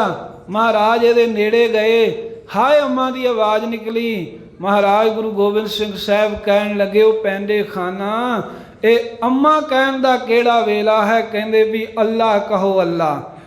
ਕ੍ਰੋਧ ਮਹਾਰਾਜ ਅੰਦਰ ਬਿਲਕੁਲ ਨਹੀਂ ਹੈ। ਵੀਰ ਰਸ ਦੇ ਵਿੱਚ ਹਨ ਤੇ ਹੋਸ਼ ਵਿੱਚ ਨੇ। ਕ੍ਰੋਧ ਉਹ ਹੁੰਦਾ ਏ ਜਦੋਂ ਬੰਦੇ ਨੂੰ ਹੋਸ਼ ਹੀ ਭੁੱਲ ਜਾਵੇ। ਇੱਥੇ ਜੰਗ ਕਰ ਰਹੇ ਨੇ ਕਾਹਦੇ ਵਾਸਤੇ? ਕਹਿੰਦੇ ਵੀ ਜਦੋਂ ਸਰੀਰ ਤੇ ਜ਼ਖਮ ਜਿਹੜਾ ਹੈ ਨਾ, ਜ਼ਖਮ ਦਾ ਇਲਾਜ ਫੋੜਾ ਹੋਵੇ ਤਾਂ ਪਹਿਲਾਂ ਕੀ ਕਰਦੇ? ਉਹਦੇ ਉੱਤੇ ਮਲਮ ਲਾਈ ਜਾਂਦੀ ਹੈ। ਜੇ ਮਲਮ ਨਾ ਠੀਕ ਨਾ ਹੋਵੇ, ਉਹਦੇ ਉੱਤੇ ਪਲਾਸਟਰ ਪੱਟੀ ਲਾਈ ਜਾਂਦੀ ਹੈ। ਜੇ ਪਲਾਸਟਰ ਪੱਟੀ ਨਾਲ ਵੀ ਜ਼ਖਮ ਠੀਕ ਨਾ ਹੋਵੇ, ਫਿਰ ਡਾਕਟਰ ਕਹਿੰਦਾ ਵੀ ਹੁਣ ਆਪਰੇਸ਼ਨ ਕਰਨਾ ਪਊ, ਚੀਰਾ ਦੇਣਾ ਪਊਗਾ। ਫਿਰ ਚੀਰਾ ਦਿੱਤਾ ਜਾਂਦਾ। ਇਸੇ ਤਰ੍ਹਾਂ ਹੀ ਜਿਹੜਾ ਜ਼ੁਲਮ ਸੀ ਨਾ, ਜ਼ੁਲਮ ਰੂਪੀ ਜ਼ਖਮ, ਪਹਿਲਾਂ ਤਾਂ ਉਹਦੇ ਉੱਤੇ ਮਲਮ ਲਾਈ ਗੁਰੂ ਨਾਨਕ ਸਾਹਿਬ ਨੇ। ਗੁਰੂ ਅਰਜਨ ਦੇਵ ਮਹਾਰਾਜ, ਗੁਰੂ ਤੇਗ ਬਹਾਦਰ ਸਾਹਿਬ ਨੇ ਸ਼ਾਂਤੀ 'ਚ ਰਹਿ ਕੇ ਉੱਤੇ ਪਲਸਤਰ ਲਾਇਆ। ਜਦੋਂ ਉਹ ਜ਼ੁਲਮ ਦਾ ਜ਼ਖਮ ਠੀਕ ਨਾ ਹੋਇਆ ਤਾਂ ਗੁਰੂ ਗੋਬਿੰਦ ਸਿੰਘ ਸਾਹਿਬ ਨੇ ਉਹਦਾ ਆਪਰੇਸ਼ਨ ਕਰ ਦਿੱਤਾ ਜੰਗ ਕਰਕੇ। ਜਿਹੜੇ ਜੰਗ ਕੀਤੇ ਨੇ, ਸਮਝੋ ਵੀ ਇਹ ਜ਼ੁਲਮ ਦੇ ਜ਼ਖਮ ਨੂੰ ਠੀਕ ਕਰਨ ਵਾਸਤੇ ਗੁਰੂ ਗੋਬਿੰਦ ਸਿੰਘ ਨੇ ਉਹਦਾ ਆਪਰੇਸ਼ਨ ਕੀਤਾ ਹੈ। ਜੰਗ ਇਸ ਕਰਕੇ ਹੈ, ਕਿਸੇ ਤੇ ਚੜ੍ਹ ਕੇ ਨਹੀਂ ਗਏ। ਆਏ ਨੂੰ ਬਖਸ਼ਿਆ ਨਹੀਂ ਹੈ, ਪਰ ਜੇ ਉਹ ਮਰਨ ਵੀ ਲੱਗਾ ਏ ਤਾਂ ਫਿਰ ਵੀ ਉਹਦਾ ਭਲਾ ਹੀ ਚਾਹੁੰਦੇ ਨੇ ਵੀ ਹੁਣ ਮਰਨ ਤਾਂ ਲੱਗਾ ਏ, ਆਪਣੇ ਅੱਲਾ ਨੂੰ ਯਾਦ ਕਰ, ਤੇਰੀ ਮੁਕਤੀ ਹੋਵੇ। ਇੱਥੇ ਹੀ ਨਹੀਂ ਸੀ ਕਿਹਾ। ਜਿਹਨੇ ਗੁਰੂ ਗੋਬਿੰਦ ਸਿੰਘ ਮਹਾਰਾਜ ਦੇ ਖੰਜਰ ਮਾਰਿਆ ਸਤਿਗੁਰਾਂ ਦੇ ਸੁੱਤਿਆਂ ਦੇ, ਗੁਲ ਖਾਨ ਨੇ ਜਦੋਂ ਖੰਜਰ ਮਾਰਿਆ ਹਜ਼ੂਰ ਸਾਹਿਬ, ਮਹਾਰਾਜ ਸਾਹਿਬ ਨੇ ਫਿਰ ਕਿਹਾ ਹੁਣ ਭੱਜਦਾ ਕਿੱਧਰ ਹੈ? ਤੇਗ ਦਾ ਸਤਿਗੁਰਾਂ ਵੀ ਖੰਜਰ ਦਾ ਵਾਰ ਕੀਤਾ, ਚੀਰ ਕੇ ਰੱਖਤਾ ਚੋਲੇ ਤੋਂ ਫੜ ਕੇ। ਤਾਂ ਉੱਥੇ ਵੀ ਡਿੱਗਦਿਆਂ ਹੋਇਆ ਉਹਦੇ ਮੂੰਹ ਵਿੱਚੋਂ ਇਹੀ ਗੱਲ ਨਿਕਲੀ ਸੀ, ਹਾਏ ਅੰਮਾ। ਤਾਂ ਗੁਰਾਂ ਨੇ ਕਿਹਾ ਸੀ, ਬੇਟਾ ਇਹ ਅੰਮਾ ਕਹਿਣ ਕਾ ਕੌਣ ਸਾ ਵਕਤ ਹੈ? ਅੱਲਾ ਕਹੋ, ਵੀ ਅੱਲਾ ਨੂੰ ਯਾਦ ਕਰੇ, ਅੰਮਾ ਕਹਿਣ ਦਾ ਕਿਹੜਾ ਸਮਾਂ ਹੈ? ਗੁਰੂ ਗੋਬਿੰਦ ਸਿੰਘ ਮਹਾਰਾਜ ਨੇ ਕ੍ਰੋਧ ਨੂੰ ਜਿੱਤਿਆ ਹੋਇਆ। ਜੇ ਸੈਦ ਖਾਨ ਪੀਰ ਬੁੱਧੂ ਸ਼ਾਹ ਦੀ ਘਰੋਂ ਜੋ ਬੀਬੀ ਹੈ, ਉਸ ਦਾ ਭਰਾ ਏ, ਗੁਰੂ ਦੀਆਂ ਇਹਨੇ ਸਾਖੀਆਂ ਸੁਣੀਆਂ ਨੇ, ਪਰ ਫੇਰ ਵੀ ਔਰੰਗਜ਼ੇਬ ਦੀ 1.25 ਲੱਖ ਫੌਜ ਦਾ ਜਰਨੈਲ ਹੈ, ਫੌਜ ਲੈ ਕੇ ਆ ਗਿਆ। ਤਾਂ ਜਦੋਂ ਗੁਰੂ ਗੋਬਿੰਦ ਸਿੰਘ ਮਹਾਰਾਜ ਦੇ ਦਰਸ਼ਨ ਕੀਤੇ, ਉਧਰੋਂ ਭੈਣ ਬੇਨਤੀਆਂ ਕਰਦੀ ਹੈ, ਮਹਾਰਾਜ ਮੇਰੇ ਵੀਰ ਨੂੰ ਬਖਸ਼ ਲਿਓ। ਤੇ ਇਧਰ ਭਰਾ ਨੇ ਜਦੋਂ ਗੁਰੂ ਗੋਬਿੰਦ ਸਿੰਘ ਸਾਹਿਬ ਜੀ ਨੂੰ ਤੱਕਿਆ, ਕਿੱਥੇ ਦੇ ਮਹਾਰਾਜ ਦੇ ਉੱਤੇ ਵਾਰ ਕਰਨ ਵਾਸਤੇ ਆਇਆ ਸੀ, ਦਰਸ਼ਨ ਕਰਦਿਆਂ ਗੁਰੂ ਗੋਬਿੰਦ ਸਿੰਘ ਸਾਹਿਬ ਦੇ ਚਰਨੀ ਡਿੱਗ ਪਿਆ। ਤਾਂ ਮਹਾਰਾਜ ਸਾਹਿਬ ਜੀ ਨੇ ਆਪਣਾ ਮਿਹਰ ਭਰਿਆ ਹੱਥ ਰੱਖ ਕੇ ਉਹਨੂੰ ਨਿਹਾਲ ਕਰ ਦਿੱਤਾ। ਕ੍ਰੋਧ ਕੀਤਾ ਹੀ ਨਹੀਂ ਵੀ ਤੂੰ ਹੁਣ ਜੇ ਜੰਗ ਕਰਨ ਆਇਆ ਤੇ ਤੈਨੂੰ ਜਿਉਂਦਿਆਂ ਨਹੀਂ ਛੱਡੂੰਗਾ। ਜੇ ਮਹਾਰਾਜ ਅੱਗੇ ਕੋਈ ਢਹਿ ਗਿਆ, ਸਤਿਗੁਰੂ ਸਾਹਿਬ ਨੇ ਰਹਿਮਤ ਕੀਤੀ, ਬਾਕੀ ਸਾਰੀ ਉਮਰ ਫਿਰ ਉਹ ਬੰਦਗੀ ਕਰਦਾ ਰਿਹਾ। ਗੁਰੂ ਗੋਬਿੰਦ ਸਿੰਘ ਮਹਾਰਾਜ ਦੀ ਉਹਦੇ ਤੇ ਐਸੀ ਕਿਰਪਾ ਵਰਤੀ ਹੈ। ਕ੍ਰੋਧ ਨੂੰ ਗੁਰੂ ਗੋਬਿੰਦ ਸਿੰਘ ਪਾਤਸ਼ਾਹ ਨੇ ਜਿੱਤਿਆ ਹੋਇਆ ਹੈ। ਤੇ ਫਿਰ ਕਾਮ, ਕ੍ਰੋਧ, ਲੋਭ ਤੀਸਰਾ ਹੈ ਲੋਭ। ਲੋਭ ਮਹਾਰਾਜ ਨੇ ਕਿਵੇਂ ਜਿੱਤਿਆ? ਸਤਿਗੁਰੂ ਸਾਹਿਬ ਜੀ ਦੇ ਜੀਵਨ ਦੀ ਸਾਖੀ, ਬਚਪਨ ਦੀ, ਪਟਨਾ ਸਾਹਿਬ। ਮਹਾਰਾਜ ਸਾਹਿਬ ਦੇ ਹੱਥਾਂ ਤੇ ਬੜੇ ਕੀਮਤੀ ਸੋਨੇ ਦੇ ਕੰਗਣ, ਜਿਨ੍ਹਾਂ ਦੇ ਵਿੱਚ ਹੀਰੇ ਜੜਤ ਹਨ, ਪਾਏ ਹੋਏ ਨੇ ਮਾਂ ਗੁਜਰੀ ਨੇ। ਵੀ ਮੇਰਾ ਲਾਲ ਸੋਹਣਾ ਫੱਬੇ ਗੰਗਾ ਦੇ ਕਿਨਾਰੇ ਖੇਡ ਰਹੇ ਸਨ। ਇੱਕ ਦਿਨ ਖੇਡਦਿਆਂ ਉਹ ਪਾਤਸ਼ਾਹ ਨੇ ਇੱਕ ਕੰਗਣ, ਇੱਕ ਕੜਾ ਆਪਣੇ ਹੱਥ ਵਿੱਚੋਂ ਗੁੱਟ ਚੋਂ ਲਾ ਕੇ ਤੇ ਵਗਾ ਕੇ ਜਮਨਾ ਨਦੀ ਦੇ, ਵਾਹਿਗੁਰੂ ਗੰਗਾ ਨਦੀ ਦੇ ਵਿੱਚ ਸੁੱਟ ਦਿੱਤਾ। ਘਰੇ ਆਏ, ਮਾਂ ਨੇ ਲਾੜ ਕੀਤਾ, ਜਦੋਂ ਵੇਖਿਆ ਹੱਥ ਵੱਲ ਬੇਟਾ ਇੱਕ ਕੜਾ ਕੰਗਣ ਨਹੀਂ ਹੈ ਤਾਂ ਉਹ ਕਿੱਥੇ ਆ, ਤੇ ਮਾਂ ਨੂੰ ਨਾਲ ਲੈ ਕੇ ਮਾਤਾ ਗੁਜਰੀ ਨੂੰ ਤੁਰ ਪਏ ਤੇ ਆ ਕੇ ਗੰਗਾ ਦੇ ਕੰਢੇ ਤੇ ਦੂਸਰਾ ਵੀ ਕੜਾ ਲਾ ਕੇ ਵਗਾ ਕੇ ਸੁੱਟਿਆ। ਮਹਾਰਾਜ ਕਹਿੰਦੇ ਮਾਂ ਜਿੱਥੇ ਘਾਹ ਡਿੱਗਾ ਪਹਿਲਾਂ ਵੀ ਇੱਥੇ ਕੁ ਸੁੱਟਿਆ ਸੀ। ਜਿਹੜੇ ਸਰਬਲੋਕ ਹੀ ਰਸ਼ਿਆ ਹਮਨੇ ਕਹਿਣ ਵਾਲੇ ਗੁਰੂ ਗੋਬਿੰਦ ਸਿੰਘ ਸਾਹਿਬ, ਮਾਨੋ ਸਤਿਗੁਰੂ ਨੇ ਲੋਭ ਨਹੀਂ ਕੀਤਾ, ਧਾਂਤਾਂ ਦਾ ਜਣਾ ਰਹੇ ਨੇ ਵੀ ਕੜਾ ਕੱਲ ਵੀ ਲਾਉਣਾ ਸੀ ਅੱਜ ਹੀ ਲਾ ਦਿੱਤਾ। ਇਹ ਹੱਥਾਂ ਤੇ ਸਰਬਲੋ ਦਾ ਕੜਾ ਹੋਏਗਾ, ਕਿਸੇ ਧਾਂਤ ਦਾ ਮਾਇਆ ਦਾ ਲੋਭ ਕੀਤਾ ਹੀ ਨਹੀਂ ਮਹਾਰਾਜ ਸਾਹਿਬ ਨੇ। ਆਨੰਦਪੁਰ ਸਾਹਿਬ ਜਦੋਂ ਛੱਡਿਆ ਨਾ, ਉਦੋਂ ਵੀ ਪਾਤਸ਼ਾਹ ਨੇ ਸਾਰੀ ਮਾਇਆ ਸਤਲੁਜ ਦੇ ਵਿੱਚ ਰੋੜ ਦਿੱਤੀ। ਸਤਿਗੁਰੂ ਮਹਾਰਾਜ ਨੇ ਕੁਝ ਵੀ ਆਪਣੇ ਨਾਲ ਲੈ ਕੇ ਨਹੀਂ ਗਏ। ਮਾਇਆ ਦਾ ਲੋਭ ਗੁਰੂ ਕਲਗੀਧਰ ਸਾਹਿਬ ਨੇ, ਪਦਾਰਥਾਂ ਦਾ ਲੋਭ ਕੀਤਾ ਹੀ ਨਹੀਂ, ਕਿਉਂਕਿ ਲੋਭ ਨੂੰ ਜਿੱਤਿਆ ਹੋਇਆ ਐਸੇ ਸੂਰਮੇ ਨੇ ਗੁਰੂ ਗੋਬਿੰਦ ਸਿੰਘ ਸਾਹਿਬ। ਕਾਮ ਕ੍ਰੋਧ ਲੋਭ ਤੇ ਫਿਰ ਹੈ ਮੋਹ ਚੌਥੇ ਥਾਂ ਤੇ, ਚੌਥਾ ਮੋਹ ਜਿੱਤਿਆ ਹੈ। ਹੁਣ ਮੋਹ ਜਦੋਂ ਜੀਵਨ ਛੋਟਾ ਹੋਵੇ, ਜਦੋਂ ਬੱਚਾ ਹੁੰਦਾ ਹੈ ਮਨੁੱਖ, ਤਾਂ ਬੱਚੇ ਨੂੰ ਆਪਣੇ ਪਿਤਾ ਦਾ ਮੋਹ ਹੁੰਦਾ ਹੈ, ਤੇ ਜਦੋਂ ਪਿਤਾ ਬਣਦਾ ਹੈ ਉਦੋਂ ਆਪਣੇ ਬੱਚਿਆਂ ਦਾ ਮੋਹ ਹੁੰਦਾ। ਤੇ ਜਦੋਂ ਤਾਂ ਪੁੱਤਰ ਸਨ, ਗੁਰੂ ਕਲਗੀਧਰ ਮਹਾਰਾਜ ਨੇ ਪਿਤਾ ਦਾ ਮੋਹ ਨਹੀਂ ਕੀਤਾ। ਜਦੋਂ ਕਿਹਾ ਵੀ ਤੁਸੀਂ ਇਹਨਾਂ ਦੇ ਧਰਮ ਨੂੰ ਰੱਖਣ ਵਾਸਤੇ ਮਹਾਰਾਜ ਸੀਸ ਦਿਓ, ਤੁਹਾਡੇ ਵਰਗੀ ਹੋਰ ਪਵਿੱਤਰ ਆਤਮਾ ਕੌਣ ਹੈ, ਤਾਂ ਗੁਰੂ ਤੇਗ ਬਹਾਦਰ ਸਾਹਿਬ ਨੇ ਕਿਹਾ ਬੇਟਾ ਤੈਨੂੰ ਪਤਾ ਹੈ ਵੀ ਤੂੰ ਕੀ ਕਹਿ ਰਿਹਾ, ਸਾਡਾ ਸ਼ਹੀਦ ਹੋਣ ਦਾ ਮਤਲਬ ਹੈ ਤੂੰ ਕਹਿੰਦੇ ਵੀ ਅਨਾਥ ਯਤੀਮ ਹੋ ਜਾਏਗਾ, ਤੇਰੇ ਸਿਰ ਤੋਂ ਬਾਪ ਦਾ ਸਾਇਆ ਉੱਠ ਜਾਏਗਾ, ਤੇਰੀ ਮਾਂ ਵਿਧਵਾ ਕਹਾਏਗੀ। ਤਾਂ ਗੁਰੂ ਕਲਗੀਧਰ ਸਾਹਿਬ 9 ਵਰ੍ਹਿਆਂ ਦੀ ਉਮਰ, ਸਤਿਗੁਰੂ ਸਾਹਿਬ ਕਹਿਣ ਲੱਗੇ 9 ਤੋਂ ਥੱਲੇ ਹੀ ਉਮਰ ਸੀ, ਕਹਿਣ ਲੱਗੇ ਪਿਤਾ ਸਤਿਗੁਰੂ ਜੀ ਜੇ ਮੇਰੇ ਇੱਕ ਅਨਾਥ ਹੋਣ ਦੇ ਨਾਲ ਇਸ ਦੇਸ਼ ਦੇ ਲੱਖਾਂ ਹੀ ਬੱਚੇ ਅਨਾਥ ਹੋਣ ਤੋਂ ਬਚ ਜਾਣ, ਜ਼ੁਲਮ ਦਾ ਸ਼ਿਕਾਰ ਹੋਣੋਂ ਬਚ ਜਾਣ, ਤਾਂ ਮੈਂ ਅਨਾਥ ਹੋਣਾ ਵੀ ਕਬੂਲ ਕਰਦਾ ਹਾਂ, ਮੈਨੂੰ ਖੁਸ਼ੀ ਨਾਲ ਇਹ ਕਬੂਲ ਹੋਵੇਗਾ। ਜਦੋਂ ਪੁੱਤਰ ਸਨ ਉਦੋਂ ਪਿਤਾ ਦਾ ਮੋਹ ਨਹੀਂ ਕੀਤਾ, ਤੇ ਜਦੋਂ ਬਾਪ ਬਣ ਗਏ ਚਮਕੌਰ ਦੀ ਗੜੀ ਵਿੱਚ ਭਾਈ ਦਇਆ ਸਿੰਘ ਕਹਿਣ ਲੱਗੇ ਮਹਾਰਾਜ ਬੇਨਤੀ ਹੈ ਆਪ ਅਜੀਤ ਸਿੰਘ ਜੁਝਾਰ ਸਿੰਘ ਨੂੰ ਲੈ ਕਰਕੇ ਇੱਥੋਂ ਚਲੇ ਜਾਓ। ਤੇ ਧੰਨ ਗੁਰੂ ਗੋਬਿੰਦ ਸਿੰਘ ਸਾਹਿਬ ਕਹਿੰਦੇ ਦਇਆ ਸਿੰਘਾ ਆਪਣੇ ਦਿਲ ਤੇ ਹੱਥ ਰੱਖ ਕੇ ਕਹਿ ਬੇਟਾ ਤੂੰ ਮੇਰਾ ਪੁੱਤਰ ਨਹੀਂ, ਇਹ ਧਰਮ ਸਿੰਘ ਮੇਰਾ ਪੁੱਤਰ ਨਹੀਂ ਕਿ ਅਜੀਤ ਸਿੰਘ ਹੀ ਮੇਰਾ ਪੁੱਤਰ ਹੈ। ਤਾਂ ਦਇਆ ਸਿੰਘ ਜੀ ਦੇ ਨੇਤਰਾਂ ਦੇ ਵਿੱਚੋਂ ਜਲ ਆ ਗਿਆ। ਸਤਿਗੁਰੂ ਕਹਿੰਦੇ ਜਿਹਾ ਮੈਨੂੰ ਅਜੀਤ ਸਿੰਘ ਜੁਝਾਰ ਸਿੰਘ ਤੇ ਇਹ ਮੈਨੂੰ ਖਾਲਸਾ ਜੀ ਤੁਸੀਂ ਸਾਰੇ ਤੁਸੀਂ ਵੀ ਮੇਰੇ ਪੁੱਤਰ ਹੋ। ਪੁੱਤਰਾਂ ਦਾ ਮੋਹ ਨਹੀਂ ਕੀਤਾ, ਜੰਗ ਵਿੱਚ ਸ਼ਹੀਦ ਹੋਏ ਤਾਂ ਵੀ ਜਕਾਰੇ ਛੱਡੇ ਨੇ, ਮੋਹ ਨੂੰ ਜਿੱਤਿਆ ਹੋਇਆ ਹੈ ਗੁਰੂ ਗੋਬਿੰਦ ਸਿੰਘ ਸਾਹਿਬ ਨੇ। ਜਦੋਂ ਸਤਿਗੁਰੂ ਮਹਾਰਾਜ ਸਾਹਿਬ ਜੀ ਪਹੁੰਚੇ ਸਨ ਭਾਈ ਰੂਪੇ, ਤੇ ਉਹਨਾਂ ਦੀ ਬੰਸ ਦੇ ਵਿੱਚੋਂ ਪੁੱਛਿਆ ਸੀ ਸਮੀਰ ਨੇ ਵੀ ਮਹਾਰਾਜ ਤੁਹਾਨੂੰ ਕੋਈ ਦੁੱਖ ਨਹੀਂ ਹੋਇਆ, ਤੁਹਾਡੇ 4ਵੇਂ ਪੁੱਤਰ ਸ਼ਹੀਦ ਕਰ ਦਿੱਤੇ ਗਏ। ਤਾਂ ਮਹਾਰਾਜ ਕਹਿੰਦੇ ਭਾਈ ਸਮੀਰ ਇੱਥੇ 2 ਲਕੀਰਾਂ ਕੱਢ। ਉਹਨੇ 2 ਮਹਾਰਾਜ ਦਾ ਵਜਨ ਮੰਨ ਕੇ ਧਰਤੀ ਤੇ ਲਕੀਰਾਂ ਖਿੱਚੀਆਂ। ਸਾਹਿਬ ਕਹਿੰਦੇ ਇਹਨਾਂ ਨੂੰ ਮੇਟ ਦੇ, ਫਿਰ ਉਹਨਾਂ ਮੇਟ ਦਿੱਤੀਆਂ। ਤਾਂ ਸਤਿਗੁਰੂ ਕਹਿਣ ਲੱਗੇ ਵੀ ਜਦੋਂ ਤੁਸੀਂ ਇੱਥੇ ਲਕੀਰਾਂ ਕੱਢੀਆਂ ਸਨ ਉਦੋਂ ਕਹਿੰਦੇ ਵੀ ਤੁਹਾਡਾ ਹੁਕਮ ਸੀ ਬਸ ਕੱਢ ਦਿੱਤੀਆਂ, ਸਾਡੇ ਮਨ 'ਚ ਤਾਂ ਕੋਈ ਖਿਆਲ ਨਹੀਂ। ਕਹਿੰਦੇ ਜਦੋਂ ਇਹਨਾਂ ਨੂੰ ਮਿਟਾਇਆ ਉਦੋਂ ਤੁਹਾਨੂੰ ਕੋਈ ਮੋਹ ਹੋਇਆ? ਕਹਿੰਦੇ ਮਹਾਰਾਜ ਲਕੀਰਾਂ ਹੀ ਸੀ, ਇਹਨਾਂ ਨਾਲ ਮੋਹ ਕਾਹਦਾ ਹੋਣਾ। ਸਤਿਗੁਰੂ ਸਾਹਿਬ ਜੀ ਕਹਿੰਦੇ ਜਦੋਂ ਪਰਮੇਸ਼ਰ ਦੇ ਹੁਕਮ 'ਚ ਆਏ ਅਸੀਂ ਉਦੋਂ ਵੀ ਉਹਦਾ ਸ਼ੁਕਰਾਨਾ ਕੀਤਾ, ਜਦੋਂ ਉਹਦੇ ਹੁਕਮ ਵਿੱਚ ਚਲੇ ਗਏ ਅਸੀਂ ਉਦੋਂ ਵੀ ਸ਼ੁਕਰਾਨਾ ਕੀਤਾ, ਫਿਰ ਮੋਹ ਹੋਣਾ ਕਾਹਦਾ ਸੀ। ਗੁਰੂ ਗੋਬਿੰਦ ਸਿੰਘ ਮਹਾਰਾਜ ਨੇ ਮੋਹ ਨੂੰ ਜਿੱਤਿਆ ਹੋਇਆ ਹੈ। ਕਾਮ ਕ੍ਰੋਧ ਲੋਭ ਮੋਹ ਤੇ 5ਵੇਂ ਥਾਂ ਤੇ ਅਹੰਕਾਰ। ਗੁਰੂ ਕਲਗੀਧਰ ਸਾਹਿਬ ਜੀ ਨੇ ਹੰਕਾਰ ਨੂੰ ਵੀ ਜਿੱਤਿਆ ਹੈ। ਗੁਰੂ ਸਾਹਿਬ ਦੀ ਬਾਣੀ ਪੜ੍ਹੋ, ਸਤਿਗੁਰੂ ਸਾਹਿਬ ਨੇ ਕਦੇ ਵੀ ਆਪਣੇ ਆਪ ਨੂੰ ਵਡਿਆਇਆ ਨਹੀਂ। ਜੇ 10ਵੇਂ ਪਾਤਸ਼ਾਹ ਦੇ ਬਚਨ ਪੜ੍ਹੋ ਸੁਣੋਗੇ ਤਾਂ ਤੁਹਾਨੂੰ ਪਤਾ ਲੱਗੇਗਾ। ਮਹਾਰਾਜ ਕਹਿੰਦੇ ਮੈਂ ਹਾਂ ਪਰਮ ਪੁਰਖ ਕੋ ਦਾਸਾ ਦੇਖਣ ਆਇਓ ਜਗਤ ਤਮਾਸ਼ਾ, ਵੀ ਮੈਂ ਰੱਬ ਦਾ ਦਾਸ ਹਾਂ ਨਿਮਾਣਾ ਜਿਹਾ। ਇੱਕ ਇਹ ਬਚਨ ਲਿਖਿਆ ਛੰਦ ਦੇ ਆਰੰਭ ਦੇ ਵਿੱਚ ਅਕਾਲ ਪੁਰਖ ਬਾਚ ਇਸ ਕੀਟ ਪ੍ਰਤ, ਵੀ ਰੱਬ ਦਾ ਹੁਕਮ ਹੋਇਆ ਮੈਨੂੰ ਕੀੜੇ ਨੂੰ, ਆਪਣੇ ਆਪ ਨੂੰ ਇੱਕ ਨਿਮਾਣਾ ਜਿਹਾ ਕੀੜਾ ਕਹਿ ਰਹੇ ਨੇ ਗੁਰੂ ਗੋਬਿੰਦ ਸਿੰਘ ਸਾਹਿਬ। ਜੇ ਕਿਸੇ ਨੇ ਆਖਿਆ ਮਹਾਰਾਜ ਇਹਨਾਂ ਨੂੰ ਤੁਸੀਂ ਸਾਜਿਆ, ਸਾਹਿਬ ਕਹਿੰਦੇ ਨਹੀਂ, ਨਹੀਂ ਕੀ ਕਿਰਪਾ ਕੇ ਸਜੇ ਹਮ ਹੈ। ਕਹਿੰਦੇ ਵੀ ਇਹਨਾਂ ਦੀ ਕਿਰਪਾ ਨਾਲ ਅਸੀਂ ਸਾਜੇ ਹੈ, ਸਜੇ ਇਹਨਾਂ ਨੂੰ ਅਸੀਂ ਸਾਜਣ ਵਾਲੇ ਕੌਣ ਹੁੰਦੇ ਆ। ਮੋਕੋ ਦਾਸ ਤਵਨ ਕਾ ਜਾਨੋ, ਜਾ ਮੈਂ ਭੇਦ ਨਾ ਰੰਚ ਪਹਿਚਾਨੋ। ਰੰਚਕ ਮਾਤਰ ਵੀ ਇਹ 'ਚ ਫਰਕ ਨਾ ਸਮਝੋ। ਮੈਂ ਮਹਾਰਾਜ ਕਹਿੰਦੇ ਵੀ ਵਾਹਿਗੁਰੂ ਦਾ ਦਾਸ ਹਾਂ। ਹੰਕਾਰ ਦਾ ਬਚਨ ਹੀ ਨਹੀਂ ਹੈ। ਹੰਕਾਰ ਹੁੰਦਾ ਵੀ ਮੈਂ ਹਾਂ, ਮੈਂ ਕੀਤਾ ਏ। ਜੇ ਫਤਿਹ ਬਖਸ਼ੀ, ਜੇ ਜਿੱਤ ਹੋਈ ਤਾਂ ਉਦੋਂ ਮਹਾਰਾਜ ਨੇ ਬਚਨ ਕੀਤਾ ਸੀ ਪਹਿਲੀ ਜੰਗ ਤੋਂ ਬਾਅਦ, ਭਈ ਜੀਤ ਮੇਰੀ ਕਿਰਪਾ ਕਾਲ ਕੇਰੀ। ਵੀ ਕਹਿਣ ਨੂੰ ਜਿੱਤ ਜ਼ਰੂਰ ਮੇਰੀ ਹੋਈ ਹੈ, ਪਰ ਇਹ ਕਿਰਪਾ ਪਰਮੇਸ਼ਰ ਦੀ ਵਰਤੀ ਹੈ। ਗੁਰੂ ਗੋਬਿੰਦ ਸਿੰਘ ਮਹਾਰਾਜ ਨੇ ਹੰਕਾਰ ਨੂੰ ਜਿੱਤਿਆ ਹੋਇਆ ਕਿਸੇ ਤਰ੍ਹਾਂ ਦਾ। ਗੁਰੂ ਕਲਗੀਧਰ ਸਾਹਿਬ ਦੇ ਜੀਵਨ 'ਚ ਹੰਕਾਰ ਨਹੀਂ।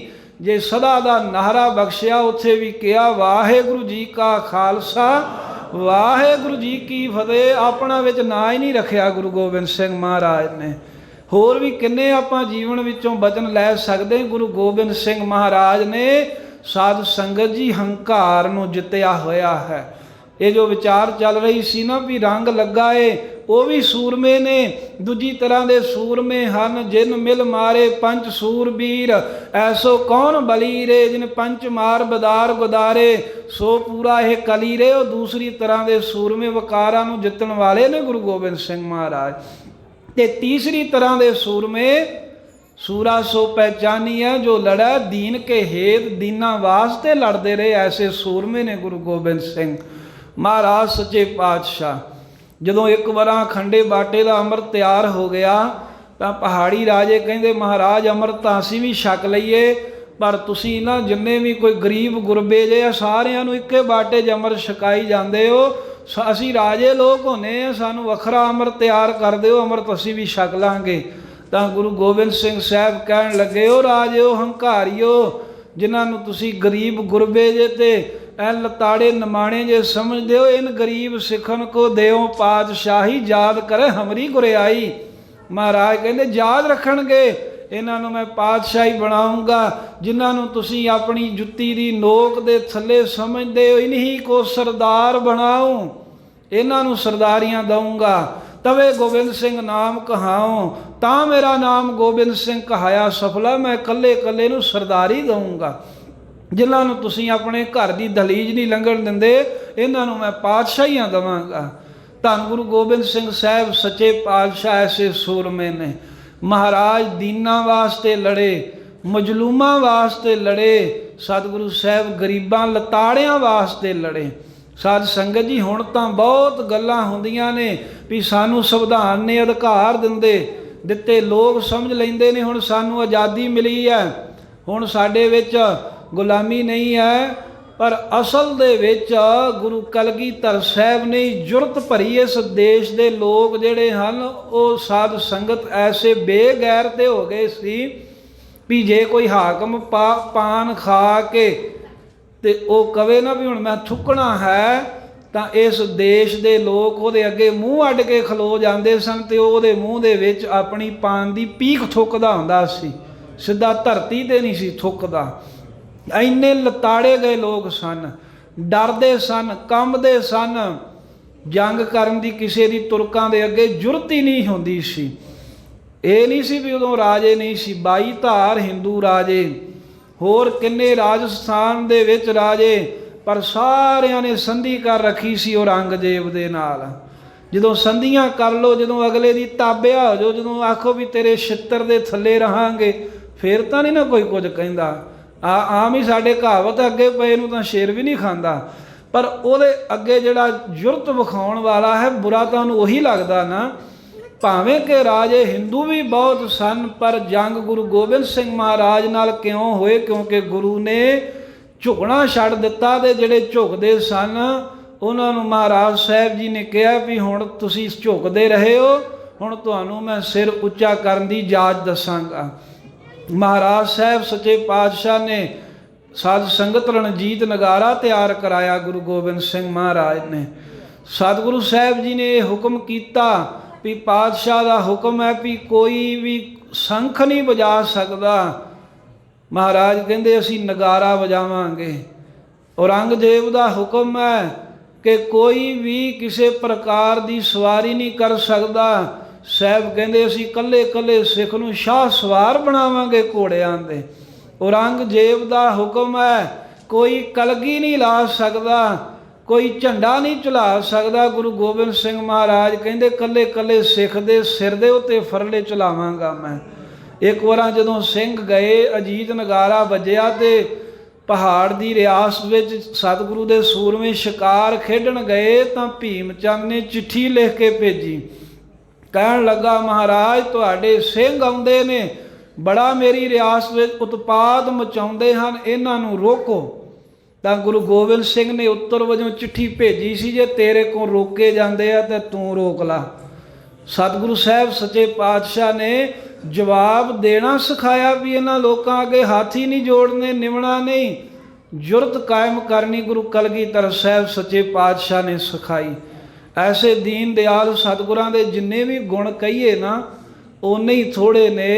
तिन्हां पातशाह गुरु गोबिंद सिंह महाराज सच्चे पातशाह का आगमन 1723 बिक्रमी संमत 23 पो सुदी सप्तमी थित नूं पटना शहर की धरती दे विच महाराज का प्रकाश अज दे लंघे अमृत वेले दे समय गुरु तेग बहादुर साहब के ग्रह माता गुजर कौर जी की कुख दे विचों होया।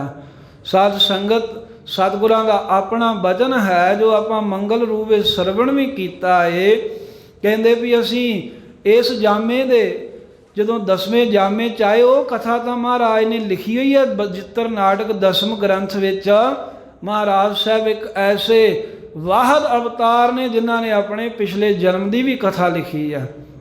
सतगुरु साहब ने कहा है ना अब मैं अपनी कथा बखानो, तप साधत जे बिद मुहयानो, बंदगी करदियां नूं जिवें मैनूं परमेश्वर ने गुरु तेग बहादुर साहब के राही संसार च लिआंदा।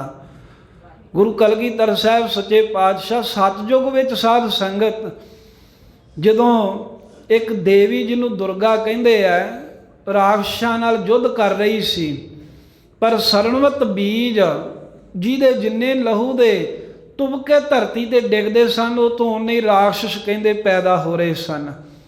अखीर इनू अगे लग के भजना पिया राक्षस दे मगर ते नसदियां नसदियां होया वो जाके जिथे हेमकुंट दे पर्बत ने उधर छिप गई। एक रिखी बंदगी करदा राक्षसां नूं तंग कीता भी तू दस वो दुर्गा देवी नूं वेखिया किधरे असीं उहनूं मारना है, वो देवतियां दी मदद करदी है। तां उस वेले उस मजलूम ने बेनती कीती सी भी मेरी रखिया कीती जावे। वो ऋषि ने अपने बंदगी दे तप दे प्रताप दे नाल परमेश्वर अकाल पुरख वाहिगुरू नूं प्रगट होने वास्ते कहा तां जिहड़ा स्वरूप प्रगट होया ਉਹਦਾ नाम पिया दुष्ट दमन, दुष्टां नूं नाश करन वाला। ਉਹ ਸੀ पिछले जामे च गुरु गोबिंद सिंह महाराज। ਉਹ दुष्ट दमन ने एक औरत नूं जिन्हों मारन दे लई राक्षस इकट्ठे होए राक्षसां दा नाश कीता ते एक औरत नूं जित दा सिहरा बनवाया भी जित तेरी है। फिर सतगुरु साहब जो परमेश्वर ने रूप अपना ये प्रगट किया सी, जिवें भगत प्रहलाद नूं रखण वास्ते थंम विचों अपना स्वरूप नरसिंह प्रगट किया सी। ये आपां पढ़दे ही हां गुरु ग्रंथ साहिब विच भी थंम चों प्रगट हो के तां भगत प्रहलाद की रखिया कीती। इवें दुष्ट दमन रूप प्रगट हो के वाहिगुरू ने उस औरत की रखिया कीती, राक्षसां नूं मारिया। फिर इथों जिथे हजूर साहब तुहाडा सचखंड वाला स्थान है नंदेड़, इत्थे गुरु गोबिंद सिंह महाराज जी बंदगी करते रहे। ये इतिहास में जिक्र आउंदा है भी जदों महाराज ने तीर चलाया सी उत्थे मसीत बनी तां उत्थों दे हाकमां ने इतराज किया, बहादुर शाह ताईं गल गई भी साडी मसीत ते गुरु गोबिंद सिंह कब्जा करना चाहुंदे ने। ते बहादुर शाह ने पुछया महाराज ये की कारण है? तां सतगुरां कहा सी ये साडा पूर्वले जन्म का तप स्थान है। वो कहन लगे बड़े सदियां तो इत्थे मसीत बनी है, कोई निशानदेही सतगुरां कहा सी इथों टोआ पुटो। पुटिया गया, जदों पुटदियां धरती तो काफ़ी डूंघे थां गए तां उत्थे वो धूणे वाला स्थान निकलिया, एक बरागण निकली।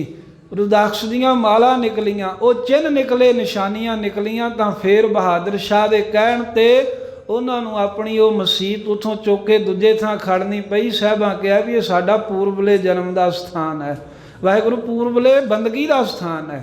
तो इत्थे बंदगी करदियां फिर इत्थों महाराज साहब हेमकुंड पहुँचे ने। सीधा हेमकुंड शरीर नहीं जा सकता, औखा है। शरीर नाल बंदगी की महाराज साहब ने। हजूर साहिब जो शरीर तो उपर चले गए, फिर महाराज हेमकुंड साहब आए। सतयुग की बंदगी आरंभ की। कलयुग का समा आ गया। इधर गुरु तेग बहादुर साहब बाबे बकाले की धरती ते माता गुजरी जी बंदगी कर रहे। गुरु तेग बहादुर साहब ने अंदर चौंकड़ा मारिया तो माता गुजरी महाराज दियां दलीजां ते सेवा लई हथ जोड़ के खलोती है। सतगुरु दसम पातशाह ने इसका जिक्र खुद आप किया है। कहते इत्थे बंदगी करते रहे, वाहिगुरू की खुशी हुई। फिर त्रिवेणी जाके फिर परमेश्वर के अगे अरदासां होईयां। ਜਦੋਂ ਬੇਨਤੀਆਂ ਹੋਈਆਂ ਤਾਂ ਵਾਹਿਗੁਰੂ ਦਾ ਸਾਨੂੰ ਹੁਕਮ ਹੋਇਆ ਵੀ ਤੁਸੀਂ ਜਾ ਕਰਕੇ ਹੁਣ ਸੰਸਾਰ ਦੇ ਵਿੱਚ ਇਹਨਾਂ ਦੇ ਰਾਹੀਂ ਇਹਨਾਂ ਦੇ ਗ੍ਰਹਿ ਵਿੱਚ ਪ੍ਰਗਟ ਹੋ। ਉਹ ਬਚਨ ਸਾਹਿਬਾਂ ਨੇ ਲਿਖਿਆ ਹੈ, ਅਬ ਮੈਂ ਆਪਣੀ ਕਥਾ ਬਖਾਨੋ ਤਬ ਸਾਧਤ ਜਿਹ ਬਿਦ ਮੁਹਿਆਨੋ। हेमकुंट पर्वत है जहाँ सपत श्रृंग सोबत है तहाँ सपत श्रृंग तह नाम कहावा। पांड राज है जोग कमावा तह हम अदक तपस्या साधी। महाकाल काल का आराधी। एक इस शब्द का अर्थ करन लगे बहुत भुलेखा पैंदा। कई छड्ड जांदे ने, कहंदे महाकाल ते कालका लिखी है। साध संगत महाकाल जिहड़ा मौत करन वाला इत्थे शिव जी नूं कहा है। महाकाल काल ते का दा अर्थ है दा भी जिहड़ा काल दा भी काल करन वाला, जिहड़ा शिवजियां नूं भी मारन वाला है। जिन्हें कई बार जिन्होंने लोग भोलेनाथ कहते हैं वह भी भोग पाया है। महाकाल काल का आराधी। जिवें सतगुरु साहब जी के होर बचन ने ना भी कालन को काल महाकालन को काल है। भी रब किहो जिहा है, कहते भी वो काल दा भी मौत दी भी मौत है। रब इहो जिहा है जिन्हों कहते ना भी आ मौत आ गया, ओदी भी मौत करने वाला परमेश्वर है। तहम अदक तपस्या साधी। महाकाल काल का आराधी। यह विद करत तपस्या भयो द्वैते एक रूप होए गयो। बंदगी करदे कहते अवस्था आई भी दोवां तो इको ही हो गए। जो बंदगी शुरू की सी मैं वख सां, परमेश्वर वख प्रतीत होंदा सी, कहते हुण एक रूप हो गए। उधर असी एक रूप होए, इधर तात मात मुर अलख आराधा। बहु विद जोग साधना साधा। तिन जो करी अलख की सेवा ताते भय प्रसन्न गुरदेवा। जो गुरु तेग बहादुर साहब माता गुजरी जी ने परमेश्वर की सेवा बंदगी की, कहते वाहिगुरू खुश हो गया। जदों खुश हो गया तिन प्रभ जब आयस मोहे दिया। जदों रब ने मैनू महाराज कहते हुक्म दिता कि भी तुसी मात लोक विच जाओ, तब हम जन्म कल्लू मह लिया। कलयुग दे विच गुरु गोबिंद सिंह साहब कहते तसो असीं अवतार लैना कीता। ते नाल ये भी दसिया भी चेतना पयो हमरो आवन कै। कहते एक रूप होए सां। वाहिगुरू दे विच आनंद ऐसा सी भी साडा चित्त तां नहीं सी करदा। चेतना भयो हमरो आवन कह चुभी रही स्रोत प्रभ चरणन मह। साडी सुरती रब दे विच लीन सी, पर ज्यों त्यों प्रभ हमको समझायो। ज्यों त्यों कर जिवें किवें करके अकाल पुरख वाहिगुरू ने सानू समझाया। इम कह के ए लोक पठायो। इस तरह कह के सानू भेजिया। अकाल पुरख बाज मैं अपना सुत तोहे निवाजा। पंथ परचर करबे को साजा। जाए तहाँ तै धर्म चलाए। कबुद्ध करन ते लोक हटाए। गुरु गोबिंद सिंह महाराज कहते परमेश्वर ने आख्या मैं तेनू अपना पुत्र बना के भेज रहा हाँ। मैं अपने स्वरूप दे विचों प्रगट कर रहा। पुत्र अपने शरीर चों जिहड़ा प्रगट होवे उहनूं कहंदे ने ना। ते गुरु कलगीधर साहब नूं अपने स्वरूप विचों परमेश्वर ने प्रगट किया भी मैं तेनू अपना पुत्र साज के भेज रहा। ते करना की आ महाराज कहते करना है भी जाके धर्म की मर्यादा नूं प्रगट करो, धर्म का विस्तार करो। जदों महाराज कहते वाहिगुरू का हुक्म होया भी धर्म का विस्तार करना है, दुष्ट दोखियां नूं फड़ के पछाड़ देना है, ਸੰਤਾਂ ਨੂੰ ਉਬਾਰਨਾ ਤਾਂ ਮੈਂ ਹੱਥ ਜੋੜ ਲਏ ਪਾਤਸ਼ਾਹ, ਮੇਰੇ ਕੋ ਨਹੀਂ ਹੋ ਸਕਦਾ। ਕਹਿੰਦੇ ਵੀ ਕਰਨਾ ਪਏਗਾ। ਫਿਰ ਉਸ ਵੇਲੇ ਕਹਿੰਦੇ ਜੇ ਕਰਨਾ ਹੈ ਨਾ ਤਾਂ ਤੇਰੀ ਕਿਰਪਾ ਨਾਲ ਹੋਵੇਗਾ, ਤੂੰ ਕਿਰਪਾ ਕਰੇ ਤੇ ਮੈਂ ਕਰ ਸਕਦਾ ਹਾਂ। ਠਾੜ ਭਇਓ ਮੈਂ ਜੋਰ ਕਰ, ਬਚਨ ਕਹਾ ਸਿਰ ਨਿਆਏ, ਪੰਥ ਚਲੈ ਤਬ ਜਗਤ ਮੈਂ ਜਬ ਤੁਮ ਕਰੋ ਸਹਾਏ। ਮਹਾਰਾਜ ਜਦੋਂ ਤੂੰ ਸਹਾਈ ਹੋਵੇਂਗਾ ਤਾਂ ਫਿਰ ਮੈਂ ਧਰਮ ਦਾ ਪੰਥ ਚਲਾ ਸਕਦਾ, ਨਹੀਂ ਤਾਂ ਮੈਂ ਨਹੀਂ ਚਲਾ ਸਕਦਾ। ਤਾਂ ਉਸ ਵੇਲੇ ਵਾਹਿਗੁਰੂ ਦੀ ਬਖਸ਼ਿਸ਼ ਹੋਈ ਵੀ ਤੁਸੀਂ ਜਾਓ ਆਕਾਸ਼ ਸੰਸਾਰ ਦੇ ਵਿੱਚ, ਅਸੀਂ ਤੁਹਾਡੇ ਸਹਾਈ ਹੋਵਾਂਗੇ। ਤੇ ਮਹਾਰਾਜ ਸਾਹਿਬ ਜੀ ਕਹਿੰਦੇ ਜਿਸ ਵੇਲੇ ਪਰਮੇਸ਼ਰ ਦਾ ਹੁਕਮ ਹੋਇਆ, ਠਾੜ ਭਇਓ ਮੈਂ ਜੋਰ ਕਰ, ਬਚਨ ਕਹਾ ਸਿਰ ਨਿਆਏ, ਪੰਥ ਚਲੇ ਤਬ ਜਗਤ ਮੇਂ ਜਬ ਤੁਮ ਕਰੋ ਸਹਾਏ। ਦੋਹਰਾ ਕਹਿੰਦੇ ਵੀ ਜਿਸ ਵੇਲੇ ਅਕਾਲ ਪੁਰਖ ਵਾਹਿਗੁਰੂ ਦੀ ਆਗਿਆ ਹੋਈ, ਜਿਸ ਵੇਲੇ ਪਰਮੇਸ਼ਰ ਦਾ ਹੁਕਮ ਹੋਇਆ, ਤਦੋਂ ਕਹਿੰਦੇ ਅਸੀਂ ਸੰਸਾਰ ਵਿੱਚ ਪ੍ਰਗਟ ਹੋਏ। ਪਰ ਪ੍ਰਗਟ ਹੋਣ ਦਾ ਸਮਾਂ ਇੱਦਾਂ ਬਣਿਆ ਵੀ ਮੋਰ ਪਿਤ ਪੂਰਬ ਕੀਸ ਪਿਆਨਾ। ਮੇਰੇ ਪਿਤਾ ਜੀ ਬਾਬਾ ਬਕਾਲਾ ਸਾਹਿਬ ਆਨੰਦਪੁਰ ਤੋਂ ਚੱਲ ਕੇ ਪੂਰਬ ਬਿਹਾਰ ਵੱਲ ਨੂੰ ਤੁਰ ਪਏ। ਭਾਂਤ ਭਾਂਤ ਕੇ ਤੀਰਥ ਨਾਨਾ, ਤਰ੍ਹਾਂ ਤਰ੍ਹਾਂ ਦੇ ਤੀਰਥਾਂ ਦੇ ਉੱਤੇ ਯਾਤਰਾ ਪ੍ਰਚਾਰ ਗੁਰੂ ਨਾਨਕ ਸਾਹਿਬਾਂ ਕਰਦੇ ਜਾ ਰਹੇ ਨੇ। ਜਬ ਹੀ ਜਾ ਤਰਬੇਣੀ ਭਏ, ਜੋ ਪ੍ਰਾਗ ਰਾਜ ਇਲਾਹਾਬਾਦ ਤਰਬੇਣੀ ਗਏ, ਪੁੰਨ ਦਾਨ ਦਿਨ ਕਰਤ ਬਿਤਾਏ। ਉੱਥੇ ਮਹਾਰਾਜ ਸਾਹਿਬ ਨੇ ਬਹੁਤੀਆਂ ਗੁਰੂ ਤੇਗ ਬਹਾਦਰ ਸਾਡੇ ਪਿਤਾ ਜੀ ਨੇ ਬਖਸ਼ਾਂ ਵੰਡੀਆਂ ਨੇ। ਤੇ ਬਖਸ਼ਾਂ ਜਿੱਥੇ ਵੰਡੀਆਂ ਹਨ, ਸਾਹਿਬ ਦੇ ਨਾਲ ਕਿਹਾ ਫਿਰ ਤਹੀਂ ਪ੍ਰਕਾਸ਼ ਹਮਾਰਾ ਪਇਓ। ਪ੍ਰਕਾਸ਼ ਤੋਂ ਭਾਵ ਵੀ ਇਲਾਹਾਬਾਦ ਦੇ ਵਿੱਚ ਹੀ ਸੀ ਮਹਾਰਾਜ ਜਦੋਂ ਸਾਡੀ ਜੋਤ ਮਾਤਾ ਗੁਜਰੀ ਜੀ ਦੀ ਕੁੱਖ ਦੇ ਵਿੱਚ ਜਾ ਪ੍ਰਗਟ ਹੋਈ। ਉਹ ਇੱਦਾਂ ਹੋਇਆ ਵੀ ਇੱਕ ਦਿਨ ਗੁਰੂ ਤੇਗ ਬਹਾਦਰ ਸਾਹਿਬ ਇਲਾਹਾਬਾਦ ਬੈਠੇ ਸਨ ਪ੍ਰਯਾਗਰਾਜ। ਮਾਤਾ ਨਾਨਕੀ ਜੀ ਸੋਚ ਰਹੇ ਨੇ ਆਪਣੇ ਪਤੀ ਗੁਰੂ ਹਰਗੋਬਿੰਦ ਸਾਹਿਬ ਜੀ ਦਾ ਬਚਨ ਵੀ ਉਹਨਾਂ ਕਿਹਾ ਸੀ ਵੀ ਨਾਨਕੀ ਤੇਰਾ ਜਿਹੜਾ ਪੁੱਤਰ ਹੈ, ਜਦੋਂ ਮਹਾਰਾਜ ਸਾਹਿਬ ਜੀ ਨੂੰ ਬੇਨਤੀ ਕੀਤੀ ਸਤਿਗੁਰੂ ਤੁਸੀਂ ਸੱਚਖੰਡ ਚੱਲਿਓ, ਮੈਨੂੰ ਵੀ ਨਾਲ ਲੈ ਜਾਓ, ਤਾਂ ਗੁਰੂ ਹਰਗੋਬਿੰਦ ਸਾਹਿਬ ਨੇ ਕਿਹਾ ਸੀ ਨਾਨਕੀ ਤੇਰਾ ਪੁੱਤਰ ਬੜਾ ਮਹਾਬਲੀ ਸੂਰਮਾ ਹੋਵੇਗਾ, ਤੇਰਾ ਪੁੱਤਰ ਬੜਾ ਧਰਮ ਵਾਸਤੇ ਕੁਰਬਾਨੀ ਕਰੇਗਾ, ਇਹਨੂੰ ਤੂੰ ਗੁਰਗੱਦੀ ਦੇ ਉੱਤੇ ਬੈਠਾ ਵੇਖੇਂਗੀ, ਆਪਣੇ ਪੁੱਤਰ ਦੇ ਕਈ ਕਾਰਜ ਵੇਖੇਗੀ, ਤੂੰ ਉਹ ਵੀ ਸਮਾਂ ਵੇਖਣਾ ਹੈ। ਫਿਰ ਤੇਰੇ ਪੁੱਤਰ ਦੇ ਘਰ ਦੇ ਵਿੱਚ ਪੁੱਤਰ ਹੋਵੇਗਾ, ਭਾਵ ਤੇਰਾ ਪੋਤਰਾ ਹੋਵੇਗਾ ਜਿਹੜਾ ਐਸੀ ਤੇਗ ਵਾਹੇਗਾ ਵੀ ਇਸ ਦੇਸ਼ ਦੇ ਲੋਕਾਂ ਦੇ ਗੁਲਾਮੀ ਦੇ ਸੰਗਲ ਕੱਟ ਦੇਵੇਗਾ, ਤੂੰ ਉਹ ਵੀ ਵੇਖ ਕੇ ਆਵੇਂਗੀ। ਤੇ ਮਾਤਾ ਜੀ ਨੇ ਸੋਚਿਆ ਵੀ ਉਹ ਹੁਣ ਤਾਂ ਹੋ ਗਿਆ ਪੁੱਤਰ ਮੇਰਾ ਤਾਂ ਗੁਰੂ ਬਣ ਗਿਆ। ਬਾਕੀ ਫਿਰ ਜਿਹੜਾ ਪੋਤਰੇ ਦੀ ਗੱਲ ਹੈ, 27 ਸਾਲ ਤਾਂ ਮੇਰਾ ਲਾਲ ਬੰਦਗੀ ਕਰਦਾ ਰਿਹਾ, ਉੱਥੇ ਫਿਰ ਮੇਰੇ ਕੋਲ ਕੁਝ ਕਿਹਾ ਨਹੀਂ ਗਿਆ। ਮੇਰੀ ਨੂੰਹ ਜਿਹੜੀ ਹੈ ਉਹਨੇ ਆਪਣੀ ਜਵਾਨੀ ਢਾਲ ਦਿੱਤੀ ਮੇਰੇ ਪੁੱਤਰ ਦੇ ਦਰ 'ਤੇ, ਕੋਈ ਮੈਨੂੰ ਉਲਾਂਭਾ ਨਹੀਂ ਦਿੱਤਾ। ਤੇ ਫਿਰ ਗੁਰਗੱਦੀ 'ਤੇ ਬੈਠੇ, ਸੋਢੀਆਂ ਤੇ ਮਸੰਦਾਂ ਦਾ ਰੌਲਾ, ਉਦੋਂ ਵੀ ਸਮਾਂ ਨਹੀਂ ਲੱਗਾ, ਆਨੰਦਪੁਰ ਵਸਾਉਣ ਲੱਗ ਪਏ। ਕਹਿੰਦੇ ਵੀ ਹੁਣ ਬੇਨਤੀ ਕਰਨੀ ਚਾਹੀਦੀ। ਜਦੋਂ ਇਲਾਹਾਬਾਦ ਆਏ ਤਾਂ ਮੌਕਾ ਮਿਲਿਆ, ਮਾਤਾ ਨਾਨਕੀ ਜੀ ਗੁਰੂ ਤੇਗ ਬਹਾਦਰ ਸਾਹਿਬ ਦੇ ਕੋਲ ਆ ਗਏ। ਇੱਕ ਸਿੱਖ ਲਾਗੇ ਖਲੋਤਾ ਸੀ, ਆਉਂਦਿਆਂ ਵੇਖ ਕੇ ਪਰਾਂ ਹੋ ਗਿਆ। ਮਹਾਰਾਜ ਉੱਠ ਖਲੋਤੇ ਤੇ ਮਹਾਰਾਜ ਨੇ ਨਮਸਕਾਰ ਕੀਤੀ ਮਾਤਾ ਜੀ ਨੂੰ। ਨਮਸਕਾਰ ਕਰਕੇ ਕਹਿਣ ਲੱਗੇ ਮਾਤਾ ਜੀ ਸੁਨੇਹਾ ਭੇਜ ਦਿੰਦੇ ਜੇ ਕੋਈ ਕੰਮ ਸੀ ਮੈਂ ਖੁਦ ਚੱਲ ਕੇ ਆ ਜਾਂਦਾ, ਤੁਸੀਂ ਕਾਹਤੋਂ ਖੇਚਲ ਕੀਤੀ ਹੈ। ਤਾਂ ਮਾਂ ਨਾਨਕੀ ਕਹਿਣ ਲੱਗੀ ਵੀ ਕਾਹਤੋਂ, ਮੈਨੂੰ ਪਤਾ ਹੈ ਵੀ ਜਦੋਂ ਦੇ ਤੁਸੀਂ ਗੁਰਿਆਈ 'ਤੇ ਬੈਠੇ ਹੋ ਮੇਰੇ ਪੁੱਤਰ ਦੀਆਂ ਜ਼ਿੰਮੇਵਾਰੀਆਂ ਵੱਧ ਗਈਆਂ ਨੇ, ਇੰਨੀਆਂ ਜ਼ਿੰਮੇਵਾਰੀਆਂ ਵਧੀਆਂ ਨੇ ਵੀ ਘਰ ਦਾ ਖਿਆਲ ਵੀ ਹੁਣ ਇਹਨਾਂ ਦੇ ਕੋਲੋਂ ਨਹੀਂ ਰੱਖਿਆ ਜਾਂਦਾ, ਘਰ ਬਾਰੇ ਵੀ ਨਹੀਂ ਸੋਚਦੇ। ਇਸ ਕਰਕੇ ਮੈਂ ਸੋਚਿਆ ਵੀ ਆਪ ਹੀ ਚੱਲ ਕੇ ਤੁਹਾਡੇ ਕੋਲ ਆ ਜਾਵਾਂ। ਆਉਣ ਦਾ ਕਾਰਨ ਪੁੱਛਿਆ ਤੇ ਮਾਤਾ ਨਾਨਕੀ ਜੀ ਕਹਿਣ ਲੱਗੇ ਵੀ ਹੁਣ ਤਾਂ ਮੈਨੂੰ ਇਹ ਨਹੀਂ ਪਤਾ ਲੱਗਦਾ ਵੀ ਮੈਂ ਤੁਹਾਨੂੰ ਸੰਬੋਧਨ ਕਿਵੇਂ ਕਰਾਂ। ਜਦੋਂ ਤਾਂ ਮੈਂ ਵੇਖਦੀ ਹਾਂ ਵੀ ਗੁਰੂ ਨਾਨਕ ਸਾਹਿਬ ਦੀ ਗੁਰਗੱਦੀ 'ਤੇ ਬੈਠੇ ਹੋ ਤਾਂ ਗੁਰੂ ਵਾਲੀ ਸ਼ਰਧਾ ਹੁੰਦੀ ਹੈ, ਤੇ ਫਿਰ ਉਸ ਵੇਲੇ ਮਨ ਰੁਕ ਜਾਂਦਾ ਹੈ ਵੀ ਕਿਵੇਂ ਇਹਨਾਂ ਨੂੰ ਮੈਂ ਹੁਕਮ ਕਰਾਂ। ਤੇ ਜਦੋਂ ਮੈਂ ਹੱਥ ਰੱਖ ਕੇ ਸਰੀਰ ਵੱਲ ਵੇਖਦੀ ਹਾਂ ਵੀ ਇਹ ਸਰੀਰ ਉਹੀ ਹੈ ਜਿਹੜਾ ਮੇਰੀ ਕੁੱਖ ਦੇ ਵਿੱਚ ਪਲਿਆ, ਮੇਰਾ ਪੁੱਤਰ ਹੈ, ਉਸ ਵੇਲੇ ਪੁੱਤਰ ਦੇ ਰਿਸ਼ਤੇ ਦਾ ਲਿਹਾਜ਼ ਆ ਜਾਂਦਾ ਏ ਵੀ ਮੈਂ ਕਿਵੇਂ ਕਹਾਂ। ਤੇ ਮਹਾਰਾਜ ਸਾਹਿਬ ਕਹਿਣ ਲੱਗੇ ਮਾਂ ਪੁੱਤਰ ਭਾਵੇਂ ਜਿੱਡਾ ਮਰਜ਼ੀ ਵੱਡਾ ਹੋਵੇ ਪਰ ਮਾਂ ਦਾ ਹੱਕ ਹੁੰਦਾ ਹੈ ਵੀ ਤੁਸੀਂ ਮੈਨੂੰ ਆਪਣਾ ਬੇਟਾ ਕਹਿ ਕੇ, ਆਪਣਾ ਪੁੱਤਰ ਕਹਿ ਕੇ, ਤੂੰ ਕਹਿ ਕੇ ਸੰਬੋਧਨ ਕਰੋ।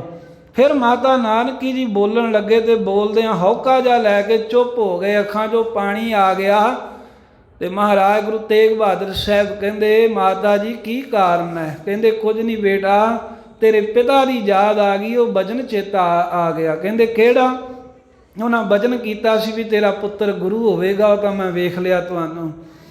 ਫਿਰ ਉਹਨਾਂ ਦੂਜਾ ਬਚਨ ਇਹ ਕਿਹਾ ਸੀ ਵੀ ਤੇਰੇ ਪੁੱਤਰ ਦੇ ਘਰ ਵਿੱਚ ਪੁੱਤਰ ਭਾਵ ਤੇਰਾ ਮਹਾਬਲੀ ਪੋਤਰਾ ਪ੍ਰਗਟ ਹੋਵੇਗਾ। ਤੇ ਮੈਂ ਇਹ ਸੋਚ ਕੇ ਰੋ ਪਈ ਹੈ ਵੀ ਹੁਣ ਮੇਰੀ ਉਮਰ ਤਾਂ ਬਿਰਧ ਹੋ ਗਈ ਹੈ, ਪਤਾ ਨਹੀਂ ਹੈ ਨਦੀ ਕਿਨਾਰੇ ਰੁਖੜਾ ਕਿਚਰਕ ਬੰਨੇ ਧੀਰ, ਨਦੀ ਦੇ ਕੰਢੇ ਰੁੱਖ ਵਾਲੀ ਹਾਲਤ, ਕਿੰਨਾ ਕੁ ਚਿਰ ਮੈਂ ਹੁਣ ਰਹਿ ਸਕਦੀ ਹਾਂ। ਤੇ ਮੇਰੇ ਵੈਰਾਗ ਤਾਂ ਆਇਆ ਵੀ ਕੀ ਤੁਹਾਡੇ ਪਿਤਾ ਗੁਰੂ ਜੀ ਦਾ ਇੱਕ ਵਚਨ ਤਾਂ ਜੋ ਮੈਂ ਅੱਖੀਂ ਵੇਖਿਆ ਸੱਚ ਹੋਇਆ, ਤੁਸੀਂ ਗੁਰੂ ਬਣੇ ਹੋ, ਪਰ ਦੂਸਰਾ ਵਚਨ ਵੀ ਤੂੰ ਪੋਤਰਾ ਖੜਾ ਕੇ ਆਏਂਗੀ, ਵੀ ਇਹ ਗੁਰੂ ਦਾ ਵਚਨ ਜਿਹੜਾ ਹੈ ਉਹ ਛੋਟਾ ਪੈ ਜਾਏਗਾ।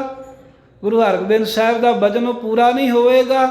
ਨਾਲੇ ਪੁੱਤਰ ਵੇਖ, ਇਹ ਵੀ ਮੇਰੇ ਮਨ ਦੀ ਲਾਲਸਾ ਹੈ, ਮੇਰੀ ਨੂੰਹ ਗੁਜਰੀ ਨੇ ਤਾਂ ਇੱਕ ਵਾਰਾਂ ਵੀ ਮੇਰੇ ਅੱਗੇ ਗਿਲਾ ਸ਼ਿਕਵਾ ਨਹੀਂ ਕੀਤਾ। ਪੁੱਤਰ ਉਹਨੇ ਸਾਰੀ ਜਵਾਨੀ ਤੇਰੇ ਦਰ ਤੇ ਸੇਵਾ ਕਰਦਿਆਂ ਢਾਲ ਦਿੱਤੀ ਤੇ ਇੱਕ ਲਾਮੇ ਦਾ ਵਚਨ ਨਹੀਂ ਕਿਹਾ। ਜਦੋਂ ਇਸ ਤਰ੍ਹਾਂ ਦੀ ਭਾਵਨਾ ਪ੍ਰਗਟ ਕੀਤੀ ਵੀ ਕੀ ਗੁਰੂ ਹਰਗੋਬਿੰਦ ਸਾਹਿਬ ਦਾ ਵਚਨ ਪੂਰਾ ਨਹੀਂ ਹੋਊਗਾ ਵੀ ਤੂੰ ਪੋਤਰਾ ਖੜਾਏਂਗੀ। ਗੁਰੂ ਤੇਗ ਬਹਾਦਰ ਸਾਹਿਬ ਕਹਿੰਦੇ ਮਾਤਾ ਜੀ ਗੁਰੂ ਨਾਨਕ ਦੇਵ ਜੀ ਦੇ ਘਰ ਦੇ ਵਿੱਚ ਕੋਈ ਕਮੀ ਆ? ਕਹਿੰਦੇ ਤੁਸੀਂ ਦੋਵੇਂ ਨੂੰਹ ਤੇ ਸੱਸ ਤਿਆਰ ਹੋਵੋ ਆਪਣੇ ਹੱਥੀਂ, ਕਹਿੰਦੇ ਵੀ ਦਾਣੇ ਪੀਓ, ਇੱਕ ਰਸ ਅਖੰਡ ਜਾਪ ਚੱਲੇਗਾ, ਅਰਦਾਸ ਕਰਦੇ ਆ ਗੁਰੂ ਨਾਨਕ ਸਾਹਿਬ ਦੇ ਅੱਗੇ, ਆਪੇ ਕਿਰਪਾ ਕਰਨਗੇ। ਕਹਿੰਦੇ ਮਾਤਾ ਨਾਨਕੀ ਮਾਤਾ ਗੁਜਰੀ ਜੀ ਨੇ ਇਸ਼ਨਾਨ ਕਰਕੇ ਬੜੀ ਭਾਵਨਾ ਨਾਲ ਸੇਵਾ ਕੀਤੀ ਤੇ ਹੱਥੀਂ ਦਾਣੇ ਪੀਸੇ।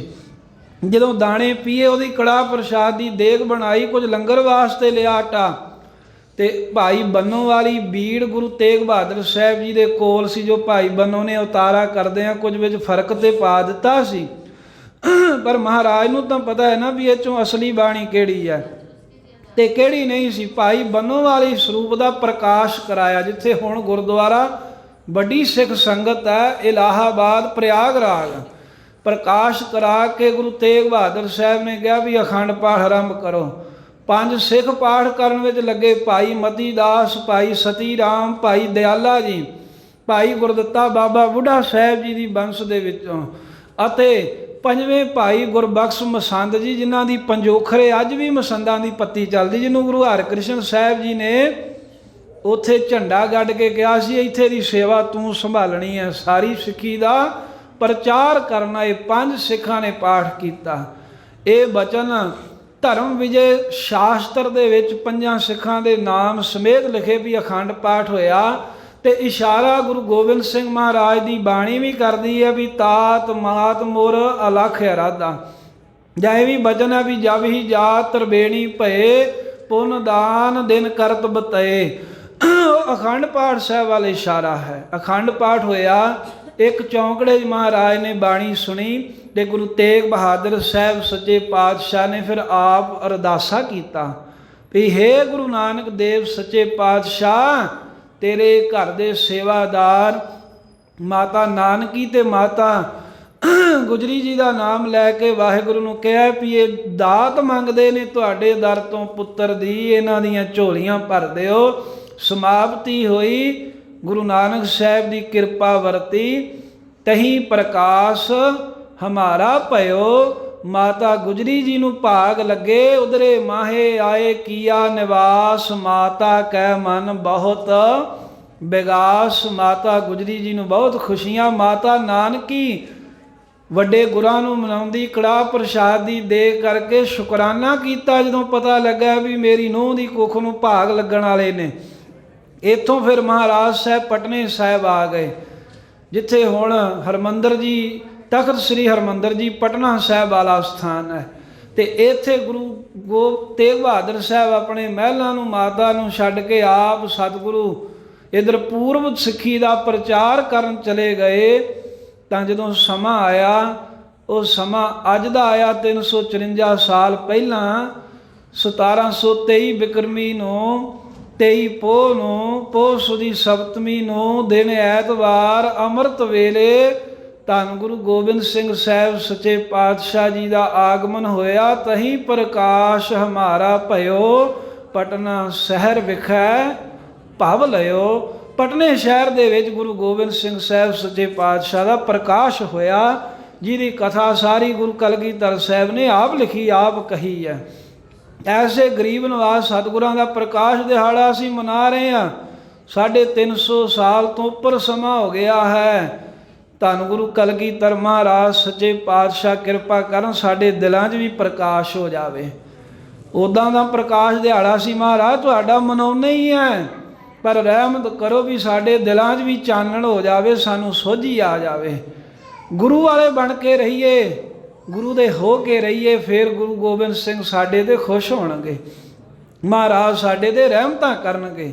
ਜਦੋਂ ਗੁਰੂ ਵਾਲੇ ਨਹੀਂ ਨਾ ਬਣਾਂਗੇ, ਗੁਰੂ ਦੀ ਪਿੱਠ ਹੋਵੇਗੀ। ਇੱਕ ਸਾਖੀ ਹੈ ਵੀ ਇੱਕ ਸਿੱਖ ਕਹਿੰਦੇ ਵੀ ਇੱਕ ਦਿਨ ਗੁਰੂ ਗੋਬਿੰਦ ਸਿੰਘ ਮਹਾਰਾਜ ਦੇ ਹਜ਼ੂਰ ਆਨੰਦਪੁਰ ਸਾਹਿਬ ਆਇਆ, ਤਾਂ ਸਤਿਗੁਰੂ ਉਹਦੇ ਵੱਲ ਵੇਖੀ ਜਾਂਦੇ, 10ਵੇਂ ਪਾਤਸ਼ਾਹ ਵੇਖੀ ਕੀ ਜਾਂਦੇ, ਵੇਖ ਵੇਖ ਕੇ ਖੁਸ਼ ਹੋਈ ਜਾਂਦੇ ਨੇ, ਤੇ ਵੇਖ ਵੇਖ ਕੇ ਪ੍ਰਸੰਨ ਹੋਏ। ਜਿੰਨਾ ਚਿਰ ਦੀਵਾਨ ਲੱਗਾ ਰਿਹਾ ਮਹਾਰਾਜ ਨੇ ਹੋਰ ਕਿਸੇ ਵੱਲ ਤੱਕਿਆ ਨਹੀਂ, ਉਹ ਸਿੱਖ ਵੱਲ ਹੀ ਤੱਕਦੇ ਰਹੇ।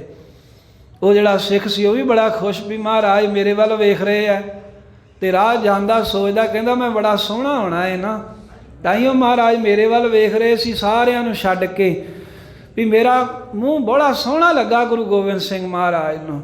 ਘਰੇ ਜਾ ਕੇ ਸ਼ੀਸ਼ਾ ਵੇਖਿਆ, ਵੀ ਵੇਖਾ ਤਾਂ ਸਹੀ ਵੀ ਜਿਹੜੇ ਮੂੰਹ ਵੱਲ ਗੁਰੂ ਗੋਬਿੰਦ ਸਿੰਘ ਸਾਹਿਬ ਤੱਕਦੇ ਸੀ ਉਹ ਕਿੰਨਾ ਸੋਹਣਾ ਹੈ। ਸ਼ੀਸ਼ਾ ਵੇਖਿਆ ਤਾਂ ਕੀ ਵੇਖਦਾ ਵੀ ਦਾੜਾ ਕਾਲੇ ਰੰਗ ਦਾ ਹੈ, ਉਹਦੇ ਵਿੱਚ ਇੱਕ ਕੇਸ ਚਿੱਟਾ ਹੋਇਆ, ਜਿਹਨੂੰ ਹੀਰਾ ਕਹਿੰਦੇ ਨੇ ਗੁਰੂ ਕੇ ਸਿੱਖ। ਇੱਕ ਜਦੋਂ ਹੀਰਾ ਵੇਖਿਆ ਕਾਲੇ ਦਾੜੇ ਦੇ ਵਿੱਚ, ਤੇ ਕਹਿਣ ਲੱਗਾ ਉਹ ਮਨਾ ਤੂੰ ਇੰਨਾ ਸੋਹਣਾ ਵੀ ਤੈਨੂੰ ਗੁਰੂ ਗੋਬਿੰਦ ਸਿੰਘ ਵੀ ਵੇਖਦੇ ਹੋਣ, ਪਰ ਆ ਜਿਹੜਾ ਇੱਕ ਚਿੱਟਾ ਵਾਲ ਹੈ ਨਾ, ਇਹ ਤੇਰੀ ਖੂਬਸੂਰਤੀ ਨੂੰ ਘੱਟ ਕਰ ਰਿਹਾ। ਕਹਿੰਦੇ ਪੁੱਟ ਦੇ ਪਰੇ। ਉਹਨੇ ਖਿੱਚਤਾ ਕੇਸ, ਇੱਕ ਚਿੱਟਾ ਸੀ, ਪੁੱਟ ਦਿੱਤਾ।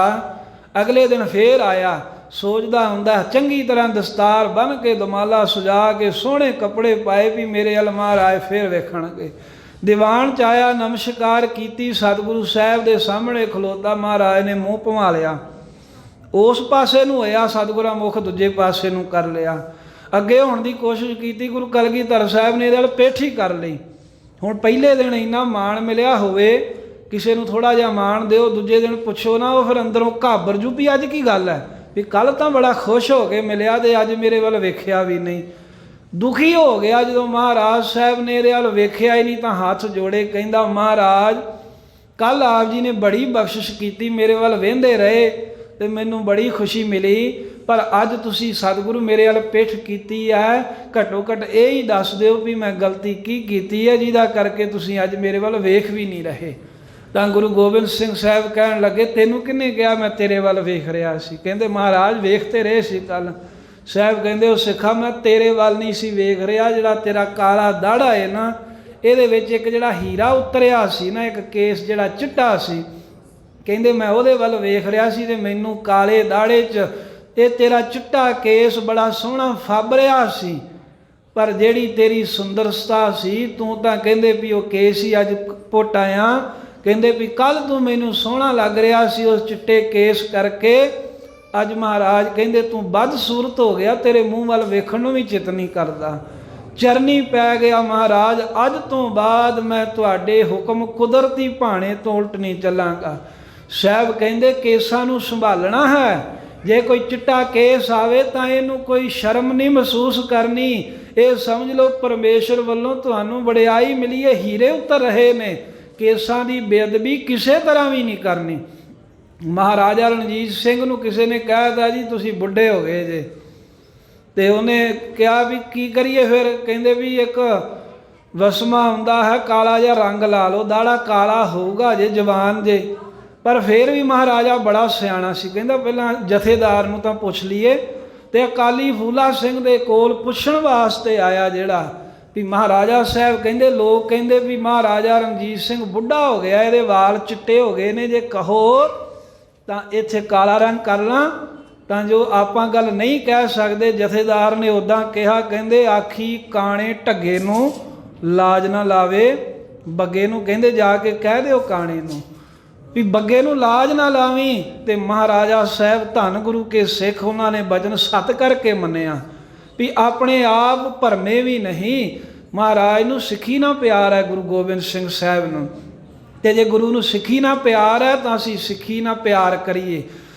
ਸਿੱਖੀ ਨਾਲ ਪਿਆਰ ਕਰਾਂਗੇ ਤਾਂ ਗੁਰੂ ਗੋਬਿੰਦ ਸਿੰਘ ਸਾਹਿਬ ਸਾਡੇ ਨਾਲ ਪਿਆਰ ਕਰੂਗਾ। ਮਹਾਰਾਜ ਨਦੀ ਦੇ ਕੰਢੇ ਬੈਠੇ, ਭਾਈ ਦਇਆ ਸਿੰਘ ਲਾਗੇ ਖਲੋਤੇ, ਹੱਥ ਦੇ ਵਿੱਚ ਪੱਥਰ ਹੈ, ਕਦੀ ਤਾਂ ਨੂੰ ਸੁੱਟਦੇ ਨੇ, ਕਦੀ ਬੋਝ ਲੈਂਦੇ ਨੇ। ਸਵਾਲ ਕੀਤਾ, ਦਇਆ ਸਿੰਘ ਜੀ ਇਹ ਕੀ ਹੈ? ਮਹਾਰਾਜ ਨੇ ਸਵਾਲ ਕੀਤਾ, ਭਾਈ ਦਇਆ ਸਿੰਘ ਕਹਿੰਦੇ ਮਹਾਰਾਜ ਇਹ ਪੱਥਰ ਹੈ।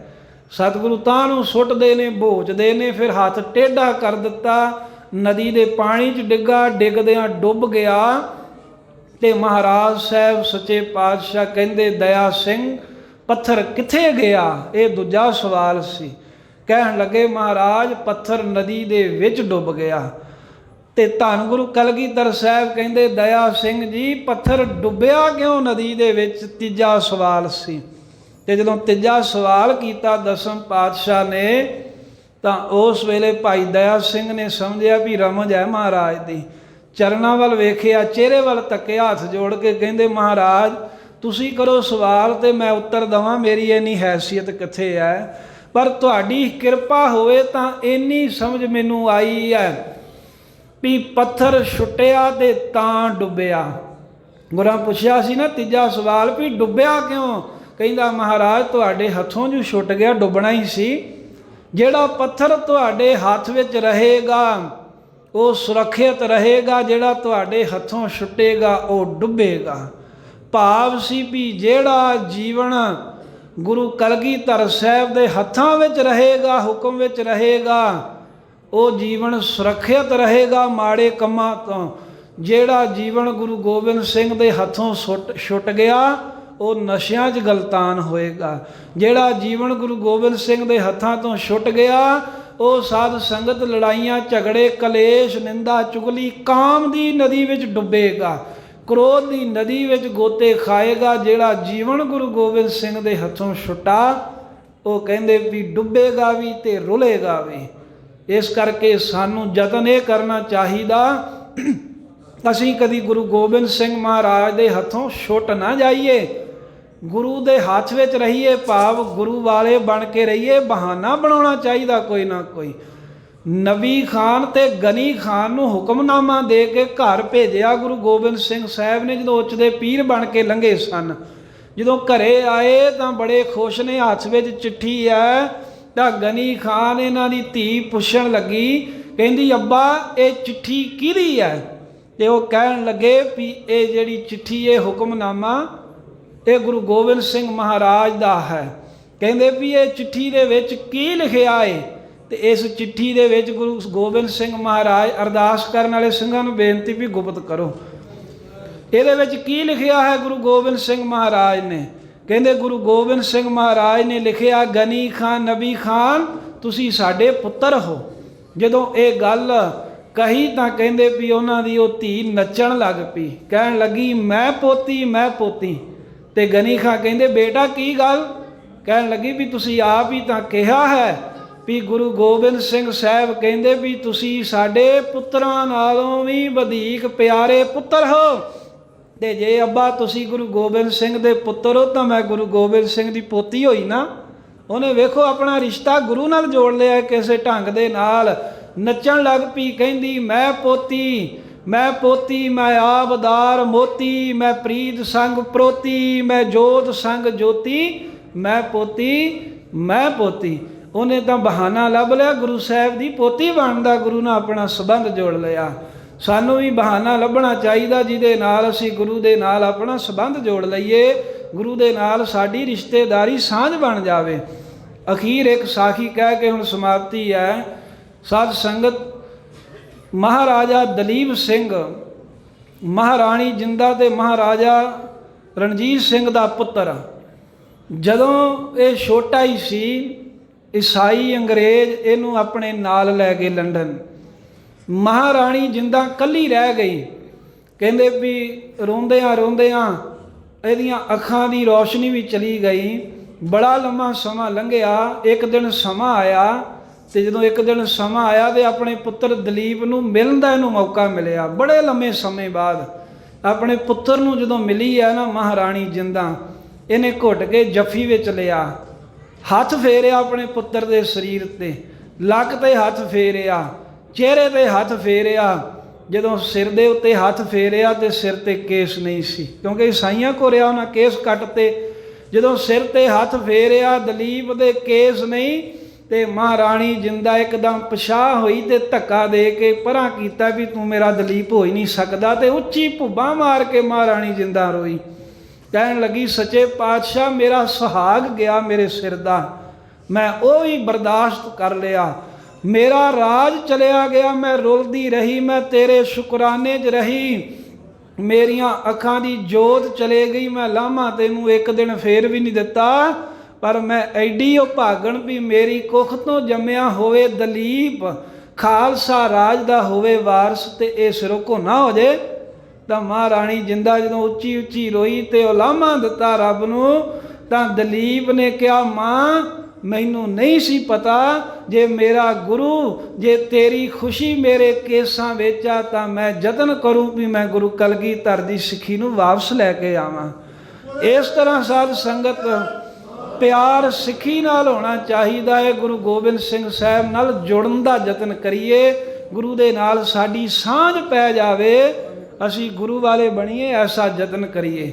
ਸੋ ਸਤਿਗੁਰੂ ਕਲਗੀਧਰ ਮਹਾਰਾਜ ਸੱਚੇ ਪਾਤਸ਼ਾਹ ਦੇ ਪਾਵਨ ਪ੍ਰਕਾਸ਼ ਦਿਹਾੜਿਆਂ ਨੂੰ ਮਨਾਉਂਦਿਆਂ ਹੋਇਆਂ ਸਰਬੱਤ ਸਿੱਖ ਸੰਗਤਾਂ ਨੂੰ, ਜੋ ਵੀ ਗੁਰੂ ਕਾ ਖਾਲਸਾ ਗੁਰ ਚਰਨਾਂ ਵਿੱਚ ਜੁੜ ਮਿਲ ਬੈਠਾ ਹੈ, ਕਲਗੀਧਰ ਸਾਹਿਬ ਸੱਚੇ ਪਾਤਸ਼ਾਹ ਦੇ ਪ੍ਰਕਾਸ਼ ਦਿਹਾੜੇ ਦੀਆਂ ਸਾਰਿਆਂ ਨੂੰ ਬੇਅੰਤ ਬੇਅੰਤ ਵਧਾਈਆਂ ਹੋਣ। ਗੁਰੂ ਕਲਗੀਧਰ ਸਾਹਿਬ ਸੱਚੇ ਪਾਤਸ਼ਾਹ ਕਿਰਪਾ ਕਰਨ, ਅਸੀਂ ਮਹਾਰਾਜ ਸਾਹਿਬ ਦੇ ਚਰਨਾਂ ਨਾਲ, ਸਿੱਖੀ ਨਾਲ, ਨਾਮ ਬਾਣੀ ਨਾਲ ਜੁੜੇ ਰਹੀਏ, ਤੇ ਸਾਡੇ ਵੱਲ ਦਸਵੇਂ ਪਾਤਸ਼ਾਹ ਦਾ ਮੁਖ ਰਹੇ, ਮਿਹਰ ਦੀ ਨਿਗਾਹ ਗੁਰੂ ਕਲਗੀਧਰ ਸਾਹਿਬ ਦੀ ਸਾਡੇ ਤੇ ਰਹੇ, ਤੇ ਅਸੀਂ ਗੁਰੂ ਸਾਹਿਬ ਦੀ ਸਿੱਖੀ ਨਾਲ ਪਿਆਰ ਕਰਦੇ ਰਹੀਏ। ਇਹ ਮਨੁੱਖਾ ਜਨਮ ਦਾ ਕੀ ਭਰੋਸਾ ਵੀ ਕਦੋਂ ਤੁਰ ਜਾਣਾ ਹੈ, ਗੁਰੂ ਵਾਲੇ ਬਣ ਕੇ ਰਹੀਏ। ਸਾਧ ਸੰਗਤ ਜੀ, ਕਲਗੀਧਰ ਦੇ ਪੁੱਤਰੋ ਧੀਓ, ਅੰਮ੍ਰਿਤ ਧਾਰੀ ਹੋ ਕੇ ਜੀਓ, ਵੀ ਜਿੰਨਾ ਚਿਰ ਜੀਵਨ ਜਿਉਣਾ ਹੈ ਉਹ ਗੁਰੂ ਮਹਾਰਾਜ ਦੇ ਖੰਡੇ ਬਾਟੇ ਦਾ ਅੰਮ੍ਰਿਤ ਛਕ ਕੇ ਜੀਣਾ ਕਰੀਏ। ਭੁੱਲਾਂ ਗਲਤੀਆਂ ਦੀ ਮੁਆਫੀ ਬਖਸ਼ਣੀ।